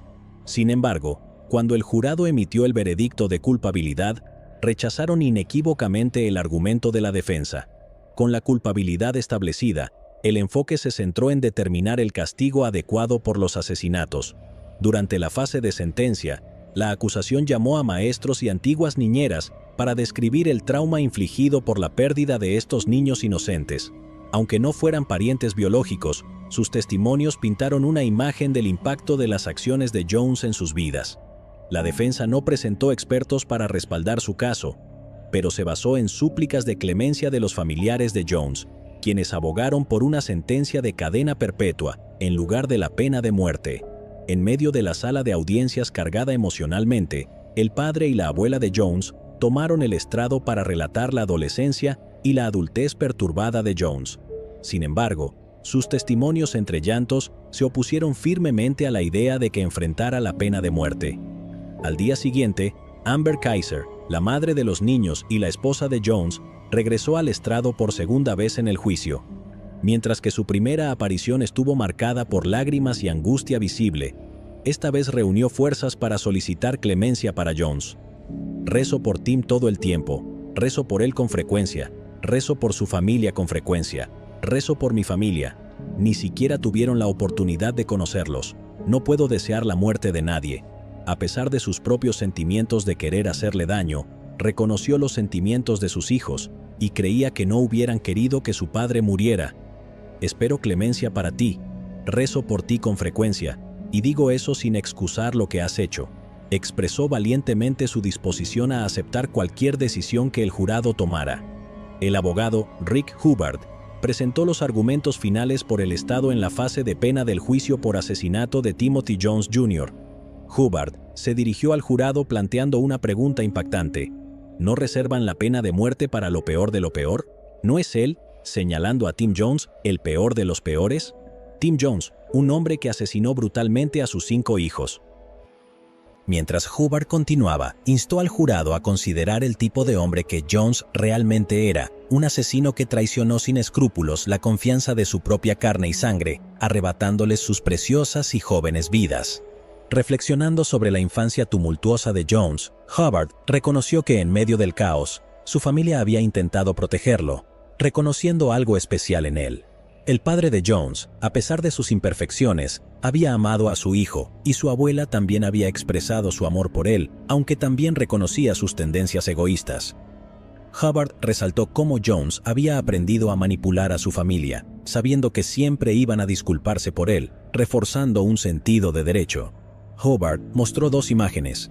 La primera era de la alegre familia de Jones y la segunda eran los cuerpos sin vida de los niños envueltos en bolsas de basura negras. Hubbard enfatizó que Jones era responsable de destruir esa familia amorosa, declarando que ningún padre hace eso a sus hijos. Hubbard destacó que las elecciones de Jones, no su historia familiar, llevaron al trágico acto de dejar expuestos los cuerpos de sus hijos. Mostrando fotos de la escena del crimen y de las autopsias, Hubbard desafió al jurado a enfrentar la realidad de las acciones de Jones. A lo largo de sus argumentos finales, presionó al jurado a contemplar si un hombre que cometió un acto tan incomprensible merecía clemencia. Con el peso de las pruebas y la gravedad del crimen ante ellos, el jurado tuvo que determinar el destino de Jones. El abogado de Jones, Casey Secor, apeló apasionadamente a la empatía del jurado hacia la familia de Jones. Les instó a considerar el sufrimiento y el dolor continuo de la familia. Secor reconoció la gravedad de las acciones de Jones, instando a una decisión equilibrada, que respetara tanto un castigo severo como la compasión. El jurado tardó poco más de 6 horas en encontrar a Jones culpable. A pesar de la gravedad de la situación, Jones decidió no testificar en su defensa, ni durante la fase de culpabilidad ni en la de pena. En cambio, la sala del tribunal fue expuesta a una inquietante confesión en audio de 2014 que no dejó lugar a dudas. Después de solo 1 hora y 45 minutos de intensa deliberación, el panel de 12 miembros emitió el veredicto. La pena de muerte fue una consecuencia automática en este caso. Los jurados consideraron cuidadosamente cualquier circunstancia atenuante antes de llegar a su decisión unánime de condenar a Jones a muerte. Los 12 jurados tuvieron que estar de acuerdo y firmar el formulario del veredicto antes de que el juez pronunciara formalmente la sentencia de muerte. Mientras la familia Jones salía solemnemente del tribunal, se mantuvieron callados y no hicieron comentarios a la prensa, pero este no sería el final del caso. En 2021, 2 años después de recibir la pena de muerte, Jones solicitó un nuevo juicio y la anulación de la pena de muerte, argumentando que la exposición a perturbadoras fotos de autopsias durante el juicio original puso a los jurados en su contra. El abogado Robert Dudek argumentó que Jones, quien sufre de esquizofrenia, fue juzgado de manera injusta. La defensa afirmó que la inclusión de imágenes espeluznantes de autopsias sesgó la sentencia contra Jones y que los fiscales tergiversaron las consecuencias de una declaración de demencia. Estas imágenes, tomadas 9 días después de la muerte de los niños, generaron preocupaciones sobre la imparcialidad. La defensa también se opuso a la exclusión de los testimonios de expertos que desafiaban la salud mental y el diagnóstico de Jones. El fiscal Rick Hubbard defendió su decisión de incluir las fotos, enfrentando críticas de los jueces por potencialmente manipular las emociones de los jurados. Por lo general, el tribunal permite argumentos sólidos de la defensa en casos de pena de muerte, pero surgieron preocupaciones sobre el manejo del juicio. Sin embargo, en marzo de 2023, la Corte Suprema de Carolina del Sur rechazó la apelación de Jones. El tribunal reconoció que se cometieron 2 errores durante el juicio, pero los consideró errores sin importancia que no justificaban la anulación de la condena o la sentencia. El primer error fue excluir el testimonio de la doctora Adriana Flore, que desafiaba las afirmaciones de otro especialista sobre la simulación de problemas mentales por parte de Jones. El tribunal dijo que se debió haber permitido su testimonio. El segundo error involucró la presentación de perturbadoras fotos de las autopsias. A pesar de esto, el tribunal señaló que Jones intentó ocultar el crimen, por lo que las imágenes no afectaron en gran medida la decisión de pena de muerte del jurado. Nosotros, el jurado en el caso antes mencionado, encontramos más allá de una duda razonable la existencia de las siguientes circunstancias agravantes estatutarias. En conocimiento, 2 o más personas fueron asesinadas por el acusado como acto o como parte de un plan o curso de conducta, y el asesinato de 5 niños menores de 11 años. Ahora recomendamos a la Corte que el acusado Timothy R. Jones Jr. sea sentenciado a muerte. Las emociones dentro de la familia de Jones deben haber sido inimaginables. Perder a los 5 niños y enfrentar la posibilidad de la ejecución de Jones debe ser una carga muy pesada. Los fiscales y abogados defensores encargados de debatir sobre las horribles circunstancias del caso seguramente son atormentados por las imágenes perturbadoras y la propia confesión de Jones, y sobre todo por la madre de los niños, quien ha soportado un dolor indescriptible desde ese fatídico día del 28 de agosto de 2014. ¿Crees que ella será capaz de recoger los pedazos y comenzar de nuevo? ¿Piensas que la pena de muerte es un castigo adecuado para Jones, o debería el jurado haber optado por una condena a cadena perpetua, dada la salud mental de Jones? El 3 de noviembre de 1998, Maddie Clifton, de 8 años, desapareció misteriosamente de su casa en calle Outsider en Jacksonville, Florida. Ese era un momento más seguro y tales crímenes eran inusuales. Entonces, el pánico y las preocupaciones se extendieron como reguero de pólvora, obligando a todo el vecindario a unirse en una búsqueda desesperada por la niña. Sin embargo, había una persona en el grupo de búsqueda que pretendía buscar a Maddie, pero en realidad era la que había matado sin piedad. Sin embargo, los detalles del incidente conmocionaron a la comunidad y dejaron a las familias tambaleándose durante años. ¿Qué pasó con Maddie? ¿Quién la había asesinado y por qué? Ubicada en la esquina noreste del estado Sunshine de Florida, Jacksonville, en el condado de Duval, es una ciudad vibrante y de diversos escenarios, que ofrece una mezcla perfecta de comodidades modernas y belleza natural. Con su impresionante costa, vistas al río y una rica escena cultural, Jacksonville tiene algo que ofrecer a cada visitante, así como a los propios residentes. Siendo la ciudad más grande de Florida por su área, Jacksonville cuenta con una mezcla única de barrios, cada uno con su propio encanto y personalidad. Sus 875 millas cuadradas albergan a unas 970,000 personas. Desde las históricas calles de Riverside en Avondale hasta el bullicioso centro de la ciudad, siempre hay algo emocionante que explorar. Los lugareños, conocidos por ser cálidos y amables, también se enorgullecen de la belleza natural de su ciudad. El estilo de vida de Jacksonville gira en torno a las actividades deportivas y recreativas. Los residentes a menudo pueden encontrarse disfrutando del aire libre y practicando deportes. Fue lo que Maddie Clifton, de 8 años, quería hacer esa fatídica noche cuando desapareció. La tarde del 3 de noviembre de 1998 fue un día regular en el barrio de Lakewood. Maddie, habiendo regresado de la escuela, fue a la casa de su vecino y llamó a la puerta para ver si su amigo Joshua Phillips quería jugar. Joshua, de 14 años, estaba en su habitación jugando en su computadora cuando escuchó que llamaba a su puerta, pero su padre le había prohibido jugar con una chica. El amigo y vecino de Maddie, Joshua Earl Patrick Phillips, nació el 17 de marzo de 1984 en Allentown, Pensilvania. Sus padres, Stephen Melissa Phillips, criaron a Joshua en un hogar estricto, donde el verdadero control descansaba en las manos de su padre. Steve era un especialista en computación de profesión que tenía problemas con las drogas y el alcohol, lo que lo llevó a actuar de forma violenta hacia Melissa y Joshua. Por tanto, tanto la madre como el hijo vivían con miedo hacia él.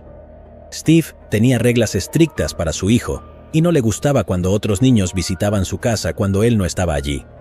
Especialmente, no le gustaban las chicas jóvenes, y Melissa nunca pudo averiguar por qué. Steve decidió mudar a la familia a Jacksonville, Florida.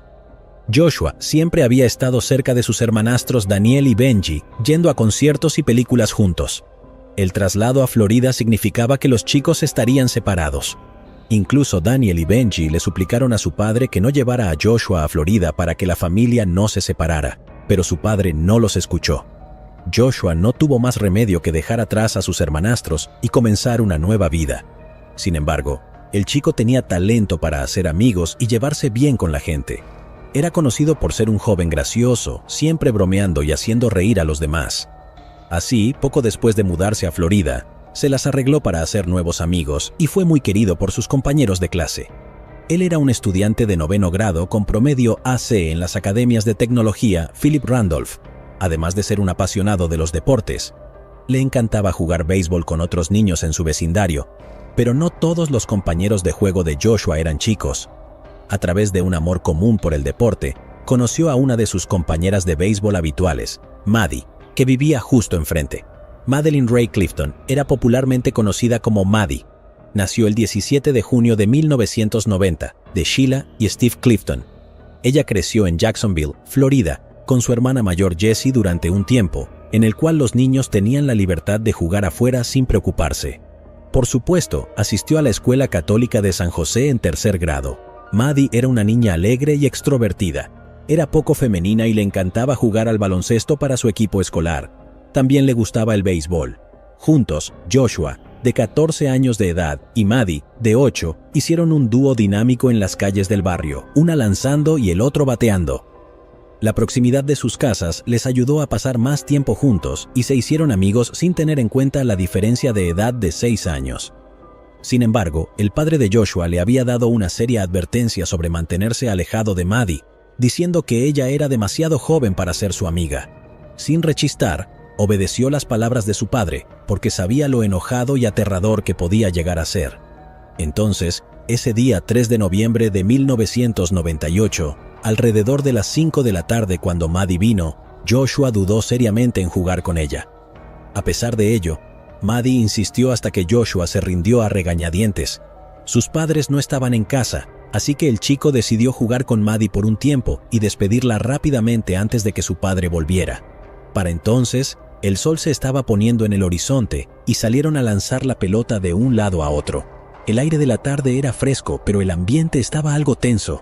Joshua no podía quitarse la sensación de que estaba haciendo algo mal, pero Maddie parecía extremadamente feliz de jugar con él. Lamentablemente, con el paso del tiempo, Joshua sabía que tenía que mantener su promesa con su padre. Fue alrededor de las 6:30 de la noche cuando la madre de Maddie, Sheila, la llamó a ella y a su hermana mayor, Jessie, para que entraran a la casa a cenar. Jessie, de 11 años, volvió a entrar, pero no pudo encontrar a su hermanita por ningún lado. Sheila buscó en cada esquina del patio, sintiéndose cada vez más preocupada. Sin señales de Maddie y el cielo oscurecido, Sheila corrió de vuelta a la casa para pedir ayuda. Llamó al 911 e informó que su hija había desaparecido. En cuestión de minutos, unidades de policía de la oficina del sheriff de Jacksonville se dirigieron a la casa de los Clifton. Steve, el padre de Maddie, llegó poco después. Todo el vecindario fue alertado y todos se unieron a la búsqueda de la joven. Con las linternas en la mano, la comunidad se unió decidida a encontrar a Maddie. Agentes de policía, vecinos y amigos peinaron las calles, parques y callejones, con la esperanza de echar un vistazo a la joven. Joshua y sus padres se unieron a la búsqueda también, quien parecía tan sorprendido como los otros vecinos en busca de Maddie. A medida que las horas pasaban sin señales de Maddie, la preocupación y la ansiedad crecían en la comunidad. ¿Dónde podría estar Maddie? ¿Qué podría haberle pasado? A medida que pasaban los días, la búsqueda se intensificó. La policía trabajó incansablemente, yendo de casa en casa e interrogando a los vecinos. Esperaban que alguien hubiera notado algo inusual o visto a algún extraño en el vecindario, pero no había pistas. La comunidad realizó sus propias búsquedas individuales y puso carteles con la cara de Maddie. Todo lo que la policía sabía hasta entonces era que Maddie había desaparecido. Sin embargo, parecía muy poco probable que un niño jugando en un barrio residencial lleno de familias desapareciera así sin que nadie notara nada. No obstante, el asunto era que la gente no tenía miedo de dejar a sus hijos deambular y jugar en ese momento. Confiaban en sus vecinos, así que, incluso si algo extraño sucediera, nadie lo habría notado hasta que Maddie hubiera gritado o algo por el estilo. Por lo tanto, había una alta posibilidad de que una persona conocida la hubiera atraído en su camino a casa. Pero ¿quién podría haber hecho tal cosa? ¿Había alguna otra posibilidad? A medida que la policía comenzó a entrevistar a la gente, su atención cambió rápidamente hacia un vecino que parecía sospechoso. Este vecino en particular tenía un historial de estar involucrado en casos de agresión sexual hacía más de 15 años. No obstante, esos cargos fueron retirados. Muchos creían que habían encontrado al culpable responsable de la desaparición de Maddie. Sin embargo, el lugar no pudo vincularlo con Maddie de ninguna manera, y pronto se hizo evidente que se dirigían al hombre equivocado. Lo que la policía no sospechó es que el verdadero culpable estaba escondido a plena vista, viviendo a la vuelta de la esquina de la familia de Maddie. Los niños del vecindario se vieron profundamente afectados por la desaparición de su amiga, y todos lucharon por entender lo que le había pasado. La policía se turnó para entrevistar a los niños del vecindario. También hablaron con Joshua, quien parecía igualmente molesto y no tenía información que compartir. Se distribuyeron varios volantes y se prometió una recompensa de $50,000 a cualquiera que pudiera proporcionar información útil sobre Maddie. Luego, en la mañana del 10 de noviembre de 1998, el misterio tomó un giro sorprendente. Joshua fue a la escuela como de costumbre y su madre Melissa le dio un beso de despedida. Luego hizo sus tareas diarias. Necesitaba ordenar la habitación de Joshua y había estado dudando en hacerlo, dado lo estresado que estaba Joshua por la desaparición de Maddie. Sin embargo, ella sabía que era hora de hacerlo porque su habitación tenía un olor extraño. Al entrar en la habitación de arriba de su hijo, Melissa pensó que vio la fuente del problema. Había un pequeño charco al pie de la cama de agua de Joshua. Pensó que quizás el agua derramada estaba causando el hedor. Agarró un extremo del colchón y lo despegó del rodapié. Casi inmediatamente lo soltó y dio un paso atrás. Luego estaba girando y corriendo por las escaleras y saliendo a la calle donde encontró a un oficial de policía. Había un pie humano asomándose bajo el lecho de agua de Joshua. En cuestión de segundos, los coches de policía inundaron el barrio de Jacksonville y las sirenas sonaban sin cesar en la calle fuera de la casa de los Phillips. A medida que la investigación se desarrollaba, las autoridades encontraron más evidencia horripilante en la habitación de Joshua. Escondida dentro de los confines de su habitación aparentemente ordinaria, fueron hallados los restos de Maddie de 8 años de edad. Fue encontrada sin ropa de cintura para abajo. Los oficiales rápidamente acordonaron la residencia de Phillips con cinta de la escena del crimen para controlar a la creciente multitud. Entre ellos estaban Sheila y Steve Clifton, que acababan de terminar una entrevista con un canal de medios. Se preguntaban ansiosamente qué pasaba y rezaban para que no tuviera nada que ver con su hija. La verdad fue revelada cuando un oficial de policía se acercó a Sheila y la escoltó de vuelta a casa. Ella sabía que algo estaba mal. Los policías llevaron a la hermana de Maddie, Jessie, a IHOP, una cadena de restaurantes de panqueques, y fue entonces cuando el oficial le dijo a Sheila que el cuerpo sin vida de Maddie había sido descubierto escondido bajo la cama de Joshua Phillips. La familia se mostraba incrédula, pero rápidamente esta actitud se convirtió en ira y dolor. ¿Cómo podría alguien que conocían, alguien que había jugado con otros niños en el vecindario, ser capaz de cometer un acto tan atroz? Sheila declaró que Joshua y su hija habían sido amigos y que no tenía razón para temerle o creer que él podría haberle hecho esto. A medida que la noticia se difundió, los residentes no podían creer cómo un joven adolescente podía matar a una niña y permanecer callado durante tanto tiempo. Agentes de policía revisaron la residencia de Phillips 3 veces antes e incluso entrevistaron a Joshua en su habitación, pero no había notado nada. El olor del cadáver había sido concentrado por las múltiples aves que la familia Phillips guardaba como sus mascotas. La parte más inquietante fue que Joshua había estado durmiendo en la misma cama durante una semana entera, sabiendo muy bien que debajo de ella yacía el cadáver de una chica inocente que una vez fue su amiga. Incluso había participado en la búsqueda para encontrarla, cuando entendía claramente que ella yacía muerta en su propia habitación. Mientras las unidades del CSI calmaban la escena, un coche patrulla corrió hacia la escuela de Joshua con una misión urgente. Tenían que llevarlo a la comisaría local para interrogarlo.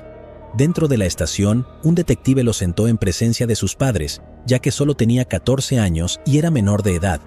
Joshua sabía que no podía negar su participación en la muerte de Maddie, así que en su lugar ideó una mentira. Según Joshua, Maddie había llegado a su puerta emocionado para jugar un juego de béisbol juntos. Él aceptó a regañadientes por temor a lo que su padre diría si se enteraba, pero como jugaron un accidente, sucedió. Su poderoso swing hizo que la pelota golpeara a Maddie en la cara, causando que gritara de dolor. Feroz, empezó a pensar en soluciones cuando se dio cuenta de la gravedad de la lesión. Ella estaba sangrando por una herida sobre su ojo. Joshua no debía estar jugando con Maddie y ahora no solo había desobedecido a su padre, sino que también la había lastimado. Sabía que su padre llegaría pronto a casa y se aterrorizaba ante su ira. En un momento de pánico, decidió llevar a Maddie a su habitación con la esperanza de calmarla y mantenerla callada. Joshua explicó que arrastró a Maddie a su habitación, tratando de silenciar sus gritos. A pesar de ser arrastrada en el suelo de esa manera, la parte inferior de su ropa se había desprendido. Maddie estaba continuamente llorando y sangrando. No quería meterse en problemas y ciertamente no quería que los padres de Maddie supieran que era su culpa que Maddie estuviera herida. Así que en su lugar, tomó una decisión que cambiaría todo. La golpeó en la cabeza 2 veces con el bate de béisbol y usó su navaja de bolsillo para apuñalar su garganta. Joshua no quería que nadie descubriera que accidentalmente había herido a Maddie, así que la mató intencionalmente. Luego, considerando el trabajo hecho, escondió el cuerpo de Maddie bajo su cama de agua, desesperado por borrar toda evidencia. En ese momento su padre Steve regresó a casa. Joshua interactuó con su padre durante algún tiempo y regresó a su habitación. Encontró que Maddie todavía estaba viva y gimiendo de dolor. Preocupado de que su padre la escuchara, Joshua la sacó, le cortó la garganta y la apuñaló en el pecho. Esta vez Maddie se quedó quieta. Empujó su cuerpo bajo el colchón una vez más y salió de la casa para unirse a la búsqueda para encontrarla. Pero poco sabía que su terrible secreto pronto sería expuesto, lo que era aún peor. El detective sospechaba que Joshua estaba mintiendo sobre el motivo del asesinato. Joshua había afirmado que todo comenzó debido a un accidente. Irónicamente, ese fue el mayor defecto de su historia. La pelota que dijo que golpeó a Maddie en la cara no tenía rastros de sangre, incluso el patio estaba libre de rastros de sangre. El informe de la autopsia reveló los detalles que Joshua había intentado ocultar. Maddie no había sido apuñalada solo 2 veces, sino un total de 9 veces, de las cuales 7 heridas de arma blanca estaban en el pecho. La crueldad del ataque era inimaginable. No solo eso, la autopsia reveló otra verdad. Maddie había sufrido un golpe tan fuerte en la cabeza que le fracturó el cráneo. Y la revelación más devastadora de todas fue que Maddie aún estaba viva cuando Joshua la había escondido bajo la cama. El dolor y el miedo que debió soportar era insoportable de pensar. Habría esperado a que alguien la rescatara, ya que estaba tomando sus últimos respiros. Joshua solo podía decir que había vivido la semana posterior en completa negación. Simplemente asumió que nada había pasado y estaba creyendo esa teoría. Fue su mecanismo de defensa desde la infancia y afirmó que no eligió intencionalmente ignorar el incidente o la gravedad del mismo. Bueno, Joshua dijo que su padre Steve culpó a Maddie. Creía que si la chica no hubiera venido, nada de eso habría pasado. Estoy aquí para anunciar el arresto de Joshua Earl Patrick Phillips. Ese mismo día, 10 de noviembre de 1998, Joshua Phillips fue acusado de asesinato en primer grado. Dada la gravedad del crimen, se decidió que el chico debía afrontar el juicio como adulto. Sin embargo, los juicios se trasladaron del condado de Duval al condado de Polk en Florida, debido a problemas de publicidad y para evitar sesgos judiciales. El 6 de julio de 1999, el primer día del juicio, la sala estaba llena debido a la intensa cobertura mediática del caso. El equipo de defensa de Joshua, encabezado por el abogado Richard D. Nichols, mantuvo la misma historia que contó a la policía. Sin embargo, la fiscalía presentó una teoría diferente. Creían que era un delito por motivos sexuales. A pesar de que la autopsia no encontró evidencia de ese tipo de asalto, el cuerpo de Maddie fue encontrado sin ropa de cintura para abajo. La policía descubrió que Joshua había estado mirando imágenes pornográficas violentas en línea justo antes del asesinato, lo que levantó sospechas de que podría haber influido en sus acciones. La hermana de Maddie, Jessie, testificó que Joshua había hablado en el pasado con ella y Maddie sobre el sexo, añadiendo peso al argumento de la fiscalía. El fiscal estatal Harry Shorstein también dijo que no se encontró suciedad ni arena en la ropa de Maddie para sugerir que había sido ultrajada. A lo largo del juicio, la defensa trató de presentar pruebas cruciales para apoyar el caso de Joshua. Presentaron escaneos cerebrales tomados por un neurólogo, revelando lesiones bilaterales en el lóbulo frontal del cerebro de Joshua. Estas anomalías cerebrales específicas se han relacionado con respuestas de pánico y deterioro del juicio. Sostuvieron que las lesiones podrían haber influido en su toma de decisiones y respuestas emocionales, posiblemente contribuyendo a su reacción de pánico durante los trágicos eventos que rodearon la muerte de Maddie. El abogado de Joshua, Richard D. Nichols, dijo en su declaración de cierre que la muerte de Maddie fue un acto que comenzó como un accidente y se deterioró a través de pánico que bordeaba la locura. El jurado deliberó solo 2 horas antes de encontrar a Joshua Phillips culpable de los cargos. No podía obtener la pena de muerte porque tenía menos de 16 años. Así, el 20 de agosto de 1999, el juez le condenó a cadena perpetua sin posibilidad de libertad condicional. Esta decisión fue confirmada en apelación en 2002. Fue un día muy emotivo para 2 familias después de que Josh Phillips, el asesino de Maddie Clifton, recibiera una sentencia de cadena perpetua por segunda vez. Así pues, la decisión del Tribunal Supremo dictaminó que era inconstitucional imponer una pena de cadena perpetua a los menores. Así que a Phillips, ahora de 33 años, se le concedió una nueva audiencia de sentencia, pero una vez más fue sentenciado a cadena perpetua. Actualmente Joshua Phillips está cumpliendo una sentencia en el Cross City Correctional Institution en el condado de Dixie, Florida. En 2012, hay un rayo de esperanza para él cuando la Corte Suprema de los Estados Unidos declaró que sentenciar a menores a cadena perpetua sin libertad condicional es inconstitucional. En consecuencia, está pendiente una nueva audiencia para dictar sentencia. Mientras estaba tras las rejas, Joshua Phillips hizo una declaración. Ella era una niña que no merecía morir. Joshua sabía lo que había hecho y decidió pasar la mayor parte de su tiempo estudiando. A pesar de que le dijeron que era demasiado joven, completó con éxito su desarrollo de educación general o pruebas de GED. Incluso tomó clases universitarias por correspondencia. Detrás de los muros de la prisión, Joshua también encontró un propósito en ayudar a otros. Trabajando como asistente legal, ayuda a otros reclusos con sus apelaciones legales. Además, sirve como tutor, guiando a otros prisioneros en sus viajes educativos. Toca la guitarra en una banda y también ha encontrado consuelo en las prácticas religiosas, participando en servicios cristianos, zazen y yoga. Está tocando una guitarra en una banda de rock, me llama ahora y dice que puedes entrar en YouTube y tocar Green Eyed Lady de Sugarloaf, así que puedo ver si tengo la parte de la guitarra correcta. Con el tiempo, Joshua se ganó el reconocimiento por su comportamiento positivo y comportamiento mientras estaba encarcelado. Incluso durante su apelación de 2017, la fiscalía lo reconoció como un prisionero modelo. A pesar de su crecimiento personal, algunas heridas siguen sin cicatrizar. En 2008, Joshua se negó a escribir una carta de disculpa a la afligida familia de Maddie Clifton, afirmando que creía que merecían una disculpa en persona para ver verdaderamente su sinceridad. Sin embargo, la madre de Maddie, Sheila, no expresó interés en reunirse con él. Lo siento mucho por lo que pasó. Lo aplaudo por poder levantarse y hacer lo que hizo porque sé que fue difícil. El perdón no está en mis manos. Soy cristiano.